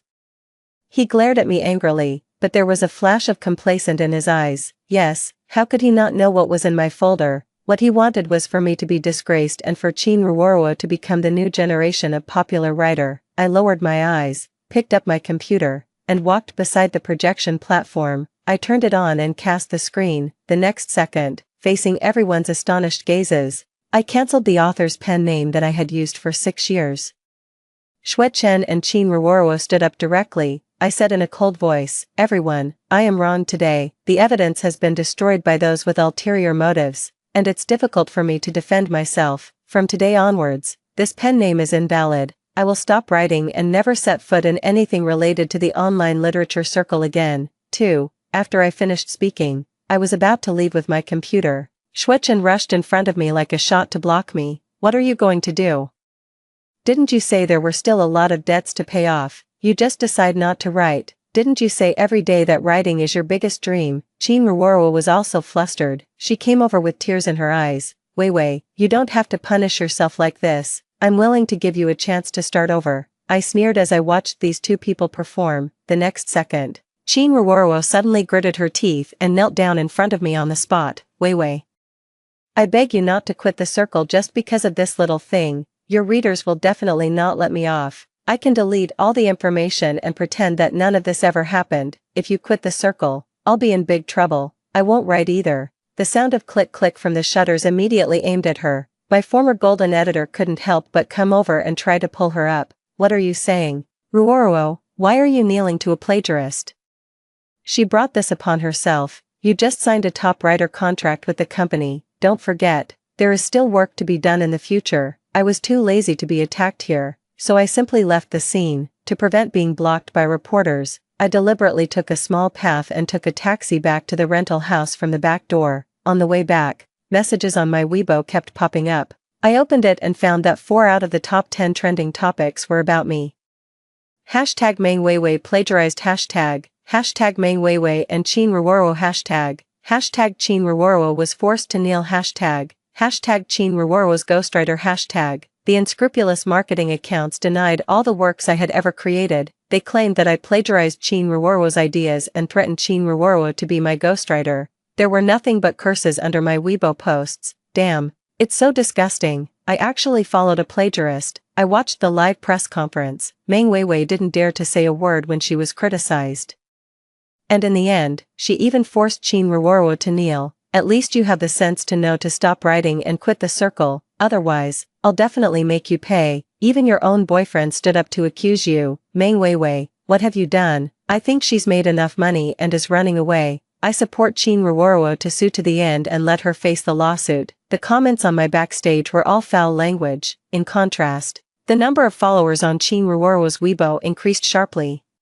And there were a lot of warm and encouraging comments below. I left a comment, then I wish you can continue to update daily and complete the second half. Don't let your readers down. I knew that I didn't have much saved work left. Chin Ruoro was too impatient. She was worried that I would publish the work before I finished stockpiling the drafts, so she simply took the initiative first. But she couldn't complete the foreshadowing and Easter eggs I left in the front. Exposing her was just a matter of time. 3. I returned to the rental house. The 90 square meter house was neither too big nor too small, and I had decorated it to be warm and comfortable. On the old wall were photos pasted together to form a heart shape, photos of me and Xue Chen. But every one of them was secretly taken by me and then developed by someone else. He never agreed to take photos with me. He also didn't want to post on moments, and on anniversaries.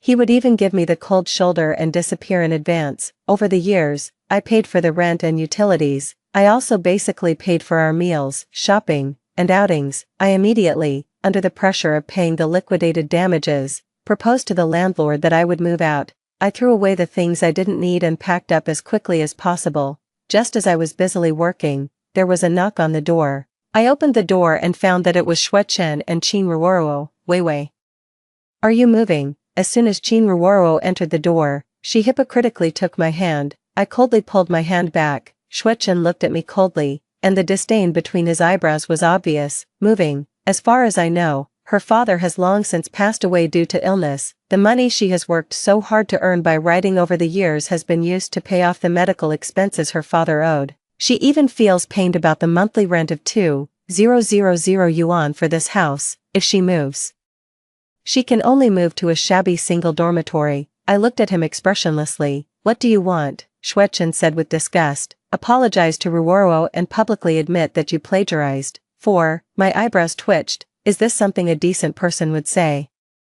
I angrily questioned him. Xue Chen, don't you know the truth? You've been living off me all these years. Where do you get the nerve to say such things now? Xue Chen's expression didn't waver in the slightest. He said with a sense of righteousness, just because you're a jobless vagrant without parents, and Ruoro has been a princess surrounded by everyone's attention since she was in school, I will help her get whatever she wants. You probably don't know yet. Ruoro's parents are middle school teachers. She's thousands of times better than you in every way. My boyfriend, who had been in a relationship with me since college, was now attacking me with the most vicious words. He only knew that I came from a single-parent family and moved out because I had a disagreement with my mother. But he didn't know that my mother was the general manager of the Asia-Pacific region of a certain multinational group, after my father passed away. He left us an inheritance worth 9 figures. It can be said that if I hadn't chosen to stay here to avoid inheriting the family business back then, I would have been someone that Xue Chen could never reach in his entire life. Seeing that I didn't say anything, Xue Chen thought his attack had been effective. He sneered and continued, some people are born princesses, while others, no matter how hard they try, are just shady maids. If I were you, I would slink away now and leave all the things here to Ruoro. What are you still standing there for? Immediately log on to Weibo and publicly apologize to Ruoro, or don't blame me for being rude. However, the next second, I raised my hand and gave Xue Chen a solid slap in the face. I slapped him so hard that Xue Chen's face turned to the side, his eyes widened, and red blood vessels immediately filled his eyeballs. Meng Weiwei, how dare you hit someone? Chin Ruoro let out a scream and immediately took 2 steps back to take out her phone to film. However, I slapped her phone away first and swung my suitcase to knock both of them aside. I vented my resentment wildly, smashing whatever was at hand. Anyway, I didn't plan to keep anything. If you like my things so much, then I'll give them all to you. The surroundings were in a mess, and all the visible items were smashed to pieces by me. I opened the door and strode out of this place where I had lived in a cramped space for 3 years. 5. I called my mother. We hadn't been in touch for several years, but when I dialed the number, she answered immediately. At that moment, my tears flowed uncontrollably. In my previous life, From the time I left in a fit of pique after graduating from university until I was killed, I didn't get to say a word to my mother. I couldn't imagine how sad she would be when she heard the news of my death. This time, I just wanted to be my mother's little spoiled one. It's good to be home, it's good to be home. My mother's voice kept trembling, and in the end, she could only repeat these 4 words. Soon, I boarded the plane back to Shanghai. Before boarding, I took a look at Weibo and found that Qin Ruoro had hypocritically posted another message. Sorry, everyone, I'm going to stop writing for a while. The things that have happened recently have made me feel a bit overwhelmed. Meng Weiwei is also a senior that I have always admired. I want to take a leave of absence for a while to adjust myself, and Li Fei, the editor who had once shown me great care, quickly reposted this Weibo post. Fans, please give Ruoro some time to come up with better works. Next month, we will hold a fan meeting event in Shanghai. Everyone is welcome to attend. It was clearly trying to build Qin Ruoro into a popular author. I sighed, turned off my phone, and fell into a deep sleep. When I got off the plane, my mother had already come to pick me up with a driver and bodyguards in a Rolls-Royce. She said that she had heard about my situation and was going to ask her friends to handle the public relations and contact a lawyer to sue at the same time. We will pursue this matter to the end. We will never let my precious daughter suffer any grievances. I lay in my mother's arms, her hand kept stroking my back, and her chin gently rested on my forehead. There were all kinds of exquisite dishes in the car, as well as my favorite drinks from before. My mother was afraid that I would be hungry, so she started preparing as soon as she received my call. I hugged my mother tightly. Don't worry, Mom, there's no need to go to so much trouble. I smiled and said, soon, the real plagiarist will reap what she sows. 6. It felt so great to move back into our big villa. I didn't have to get up early to buy groceries and prepare 3 meals a day.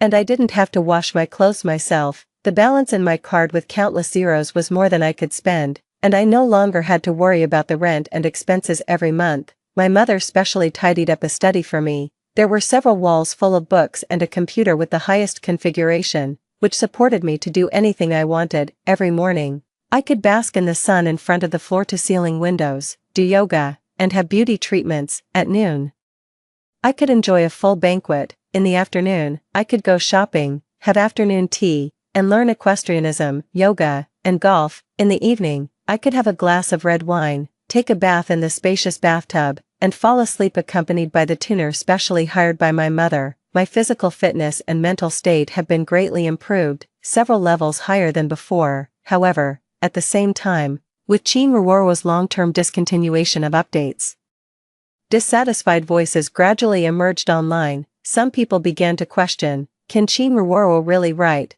Could it be that what Meng Weiwei said was true? There's no reason to stop updating for so long when she's so popular. She has no professional ethics at all. Is she playing tricks on everyone? Refund the money quickly. Qin Ruoro was also anxious. She logged on to Weibo more and more frequently. I knew this person very well.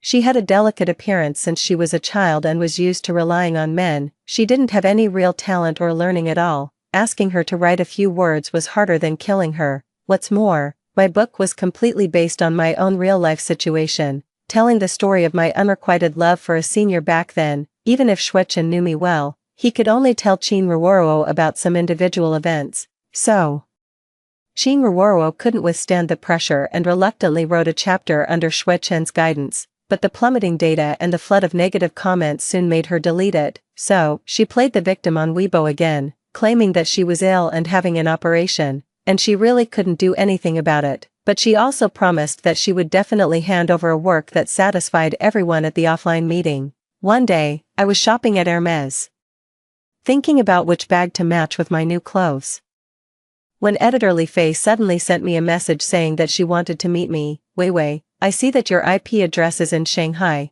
Coincidentally, I'm also on a business trip here. Let's have a good chat. There are some things that I may have misunderstood you about. My heart started to beat faster. 7. I originally thought that I would be vindicated, but unexpectedly, when Li Fei came to me this time, she actually tried to persuade me to continue helping Qin Ruoro complete the work.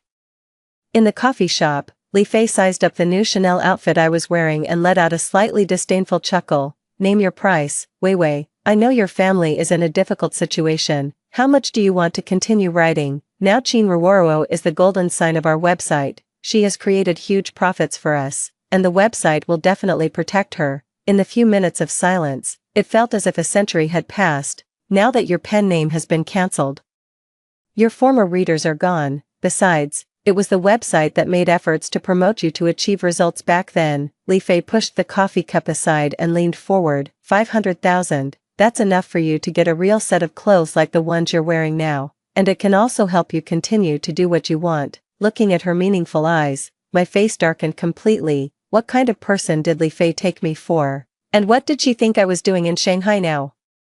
Fine, I squeezed out these 2 words through gritted teeth. No problem, I've already prepared the outline. It only takes 3 days, and I'll complete the remaining 100,000 words for you. Li Fei stood up excitedly. Great, then it's a deal. I'll wait for you here in 3 days. I grabbed my bag and turned to leave. After I got back, I turned on the computer and started writing according to the outline I had drafted in my notebook.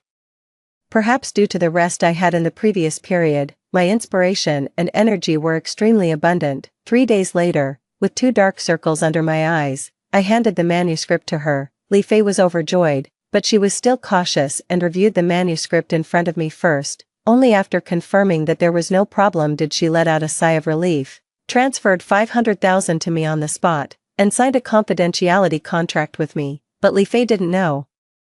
When these manuscripts are uploaded to the website, they won't be in the current layout format. At that time, in several lines in the middle, the first characters will form a sentence together. Qin Ruoruo is the real plagiarist. 8. After getting the manuscript, Qin Ruoruo seemed to rejuvenate overnight and could even directly retort to the anti-fans. She showed the word count of the document and angrily rebuked. I will never hastily create shoddy works for the sake of traffic.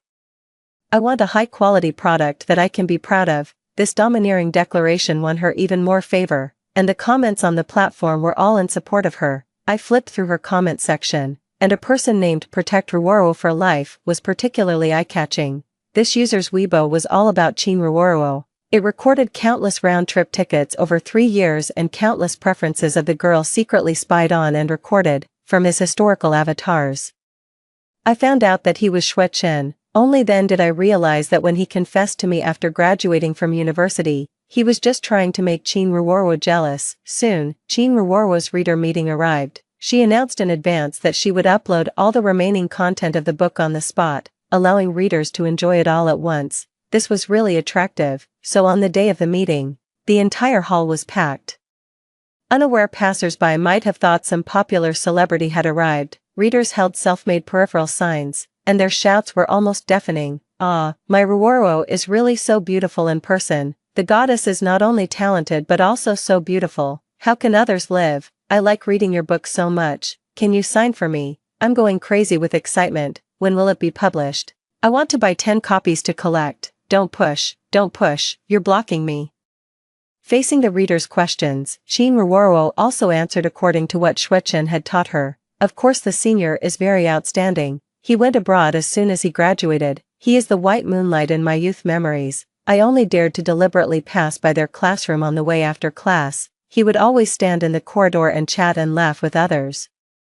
I was most looking forward to when everyone ran together during the break exercises and when we ate in the cafeteria because I could get closer to him openly. At that time, I specially opened a premium membership on QQ to secretly browse the senior space. When I saw him, I didn't dare to raise my head and deliberately put on a very cold look. Ha ha ha, until now, I'm afraid he still doesn't know that I liked him. Qin Ruoruo's expression when speaking was shy and timid. Just like a little girl secretly in love with her favorite male god in school, when it came to some moments, she would also lower her eyes, as if she was experiencing the pain of secret love all over again. Finally, the most exciting moment arrived. The remaining manuscript of Qin Ruoruo's book was projected on the big screen. This highly anticipated book finally came to an end. Readers also took out their mobile phones one after another to open Qin Ruoruo's book and give rewards and tickets. There were exclamations all around the scene, and everyone unanimously agreed that it was a masterpiece, and the later part was even more tear-jerking than the previous part. Gradually, sobs began to be heard, until someone with sharp eyes noticed something was wrong. Wait, what does this mean on page 3 of chapter 98? Why do I see that the first words are connected into a sentence? Qin Ruoruo is the real plagiarist. The whole audience was in an uproar. Immediately, someone began to respond. Damn, it really is, I said. Why, there suddenly appeared a character with the surname Chin. Could it be that the original author of this book is really someone else? My God, what kind of supernatural event is this? Or is the original author using a veiled way to hint at the truth to us? Have we been deceived all along? The scene was in chaos, and the staff quickly withdrew and took down the new chapter, but still, many people had already seen it. The book fans were indignant and shouted for Chin Ruoro to give an explanation, and she reacted quickly and immediately screamed, "Absurd, this is simply absurd, absolutely impossible, this is my original work, someone has tampered with my manuscript, who touched my computer, it clearly wasn't like this." But immediately, a reader retorted, "Who could touch your computer? Don't you always carry it with you? Is it such a coincidence that it was touched today? Prove yourself by writing an extra chapter on the spot. If the writing style and plot are consistent, we'll believe you." That's right, hurry up and write. You always say you want to give back to your readers. Writing an extra chapter shouldn't be too difficult for you, right? Facing the swarming microphones, Chin Ruoro covered her chest and pretended to have a heart attack. She gasped a couple of times, closed her eyes, and fell straight down. Now the whole audience was completely in chaos. Many book fans rushed onto the stage and asked the staff to restore the deleted chapter. Shuechen also rushed out of the crowd at the first time, picked her up horizontally, and roared with his eyes wide open, asking for a doctor. When he rushed out, he happened to pass by me, who was standing on the outermost circle. At that time, the scene was already boiling, and everyone rushed onto the stage to see the words on the big screen clearly. Chin Ruoro herself was no longer the focus of the reader's attention. "Meng Weiwei, you still have the nerve to show up. You must be behind all this today." Shuechen's face was terrifyingly gloomy. The way he looked at me was like looking at a sworn enemy. "You're jealous that Ruoro has my love, so you've always been unhappy with her. I know that, but your methods today are really despicable. You just can't stand to see the person I like do well and deliberately want to ruin her, you bitch.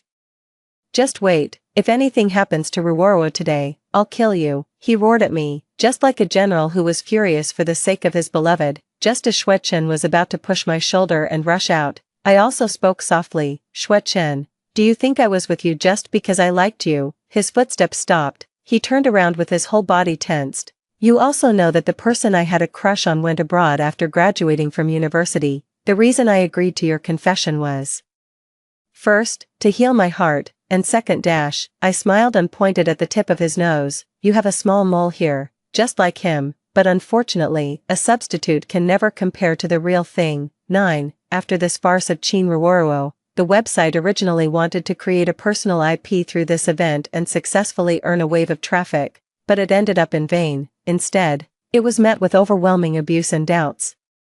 Some people began to dig out the dispute between me and Chin Ruoro back then and shouted at the website's official. "Meng Weiwei has written books for many years, and every one of them has been on the gold list. I was skeptical when such a person was accused of plagiarism. It was because you, the official, strongly protected Chin Ruoro that we chose to believe." Chin Ruoro's speech at the meeting was illogical and lacking in level.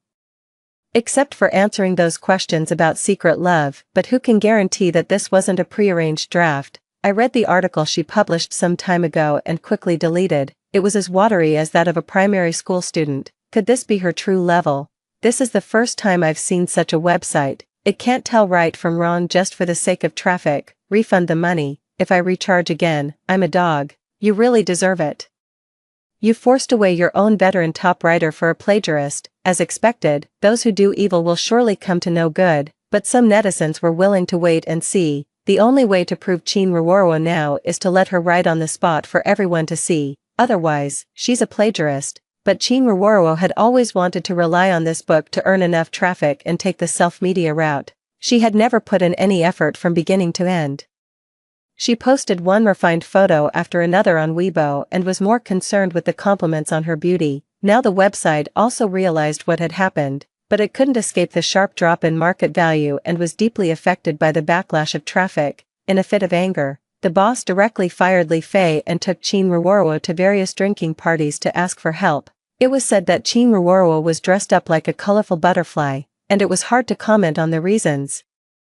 This website was just trying to make a last-ditch effort. My mother knew about the Shanghai Circle, and she had already asked all her friends to ignore them, and today, coincidentally, The person the boss was trying to ask for help from was my mother. When my mother showed me the invitation message sent by the other party, I almost burst out laughing. Honey, it's time to end this game. How about I just reject him directly and then contact a lawyer to sue? I smiled and stopped my mother. It's okay. Mom, tell him to let Chin Ruoro come to this drinking party. It's been a long time since I had a good talk with her. 10. A few days later, Chin Ruoro, dressed up carefully, appeared in the hotel lobby, and Shuechen also came as her assistant. At that time, I was feeding the small fish by the rockery in the lobby. From a distance, I heard a sharp shout, Meng Weiwei. Shuechen took the lead and strode over, grabbing my arm. Why are you so persistent and followed us here again? His hand was gripping me so tightly that it hurt. I slapped it back without hesitation. Take your dirty hands away. Is this hotel owned by your family? Are you the only one who can come in? Meng Weiwei, do you know that this hotel costs 8,888 yuan per person? Do you deserve to stand here? Chin Ruoro simply tore off all her disguises and stared at me with extreme hatred. You're just fated to live in a rental house. Your boyfriend doesn't love you either. You don't deserve anything good in this life. She spared no effort to attack me, thinking that saying these words would make me suffer. However, I just casually said one sentence. Anyway, today I'm standing here as a guest, and you, could it be that someone invited you to dinner too? You, Chin Ruoro was immediately at a loss for words, her chest heaved with anger, and she tried to calm down and sneered, a guest? It seems that you came to Shanghai to be someone's mistress. How could such a noble place let someone like you in? Funny. Do you know who I'm here to meet today? Ms. Feng Zhao. If you're ignorant, search it on the internet. I'm afraid your sugar daddy, no matter how powerful, is not as good as one finger of Ms. Feng. Shuechen immediately joined forces with Chin Ruoro in hostility. That's right, Meng Weiwei, don't be overconfident. When you're played with and kicked out, you'll have a hard time. I looked at him expressionlessly. I remembered every word Shuechen said now. Today, I would make sure he came and didn't leave. Soon, something that left these two people dumbfounded appeared. After a while, my mother walked in vigorously with several assistants. Ah, Ms. Feng, I'm Ruoro. I've long admired you. Chin Ruoro immediately greeted her obsequiously to introduce herself, but my mother didn't even look at her. She walked straight up to me, took my hand, and rubbed it in her palm, asking extremely gently, "Are you cold? What are you doing standing at the door? Go in and order. Don't you love this place the most?" Out of the corner of my eye, I saw that Chin Ruoro's expression froze. Ms. Feng, I deliberately imitated Chin Ruoro's tone. You go in first, I'll be there later. My mother understood what I meant. She nodded and specially arranged 2 bodyguards for me before going up the stairs. What's going on? Chin Ruoro immediately looked at Shuechen. Why does she seem to have such a good relationship with Feng Zhao? Could it be that Feng Zhao is her mother? Shuechen frowned and immediately denied it. How could it be? Does Meng Weiwei look like a rich lady with her shabby appearance? I heard that some rich women have very perverted hobbies. Maybe Feng Zhao, after getting older before Shuechen could finish speaking. I had already signaled the bodyguards with my eyes to take him aside and teach him a lesson. What are you doing? Are you going to hit people in broad daylight? I'm going to call the police. Help, come and save me. Shuechen was lifted out like a little chicken. He was soon so frightened that his voice was trembling. I'm here to meet an important person. She won't let you get away with treating me like this. However, these well-trained bodyguards turned a deaf ear. They specifically hit the places under his clothes, using heavy punches to punish his mouth that was full of wild rumors and foul language. Soon, blood oozed from the corner of Shuechen's mouth. He lay on the ground, dying, like a dead dog, and Chin Ruoro glanced at him and then turned her face away in disgust. This boy was nothing more than a dispensable sycophant in her eyes. She had never been the least bit interested in Shuechen. What on earth are you to be able to cling to a rich woman? Meng Weiwei, I never thought you'd stoop so low. You're just playing the weak and pitiful card, aren't you? Seeing my mother appear on the stairs and about to come down, Chin Ruoro was quick as a flash. She grabbed my hand and slapped herself hard, then she ran towards my mother, crying and shouting, Ms. Feng, save me. This Meng Weiwei not only plagiarized my work before, but now she's threatening me and attacking me. Please help me. 11. Chin Ruoro's heart-rending cries echoed throughout the entire lobby. She was disheveled, her face deathly pale, and her act was extremely convincing. Anyone who saw her would feel a bit of protective instinct. However, before she could reach my mother's hand, she was mercilessly blocked by the bodyguards. Chin Ruoro couldn't stop herself in time and fell to the ground. Ms. Feng, please do justice for me. This Meng Weiwei is really hateful. She's not as innocent as she looks, in fact. Privately she shut up, my mother spoke sharply. I had never seen her with such a terrifying expression. She glared at Chin Ruoro, a storm raging in her eyes. So you're Chin Ruoro. Chin Ruoro was so frightened that her breath hitched, but she still didn't give up and weakly said, yes, it's me, ma'am. Please don't believe the online rumors. I've been framed. My mother sneered. Do you know what my relationship with Meng Weiwei is? Chin Ruoro's expression froze. At the same time, the boss of the website appeared at the hotel entrance at some point. He had clearly rushed over in a hurry, sweating profusely, and his two legs were constantly shaking. He stumbled in, and his voice was even more unpleasant than crying. I'm sorry, Ms. Feng. I didn't know that Weiwei is your daughter. We were the ones who offended you. 12. At the end of that day, the boss threatened Chin Ruoro with paying an astronomical amount of liquidated damages and ordered her to kowtow to me and admit her mistake. Chin Ruoro was extremely reluctant, and the boss directly forced her head down to the ground. So it was you little bitch, who caused all this trouble. I was wondering how Weiwei, a veteran top writer of our website, could be involved in such a thing. The boss gritted his teeth while rolling his eyes. You shameless thing. You plagiarized others' creative works because you have no talent of your own. I was so stupid to believe in you. We were all played for fools by you. The more he talked, the angrier he got, and he directly grabbed Chin Ruoro's hair and slapped her twice. Chin Ruoro's face immediately swelled up, and she couldn't hold back and started crying bitterly. The boss immediately cursed. You still have the nerve to cry. You did it but don't have the guts to admit it. You've smeared the reputation of our website. Who will dare to invest in us in the future? You're really a black sheep. If you don't have the ability, don't take on the task, and you even dared to frame others. I was really blind to have an author like you. I just sneered and watched them fight among themselves. I still remembered clearly what Li Fei, on behalf of the website, had done to me. Now he wanted to get himself off the hook. That was impossible. You still have the nerve to show up here. Immediately go on Weibo and post an apology statement for me. The boss had obviously come here well prepared. He had already pre-edited a passage of text and forced Chin Ruoro to post it on Weibo, making her admit the fact of her plagiarism and publicly apologize to me. As soon as this Weibo was posted, it quickly set off a hot topic, facing the finally confirmed truth that they had guessed. Netizens were not only indignant but also extremely regretful. It was us who forced away a good author who wrote with her heart. The topics #apologize to Meng Weiwei and #ask Meng Weiwei to come back began to rise continuously. In the square, there were all my former book fans crying and recalling the scene when they first started following my books. Weiwei was really great. She insisted on updating 3 chapters every day, rain or shine. I was only in primary school at that time.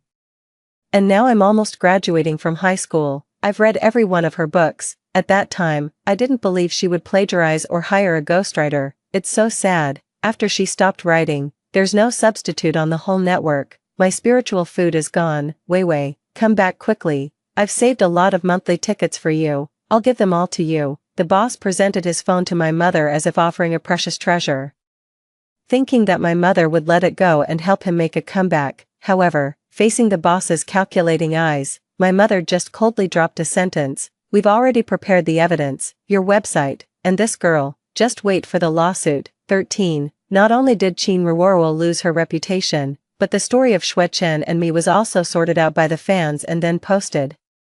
It turned out that Xue Chen had been chasing after Chin Ruoro for many years and was willing to do anything for his beloved goddess. It was he who single-handedly planned this plagiarizing scheme of substituting the real with the fake.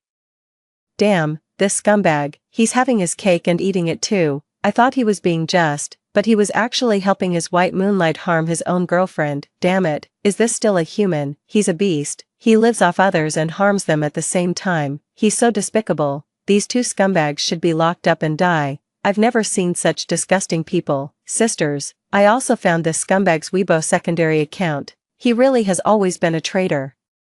The online violence and doxing that fell on me in my previous life were now returned to Chin Ruoro and Xue Chen with even greater intensity, and because they had posted so many Weibo posts, their specific addresses were easily locked down. In my previous life, My boyfriend's white moonlight plagiarized my novel, which was based on my own secret love story. He soon couldn't bear the burden and was forced to leave the hospital. He realized that licking his white moonlight would get him nowhere.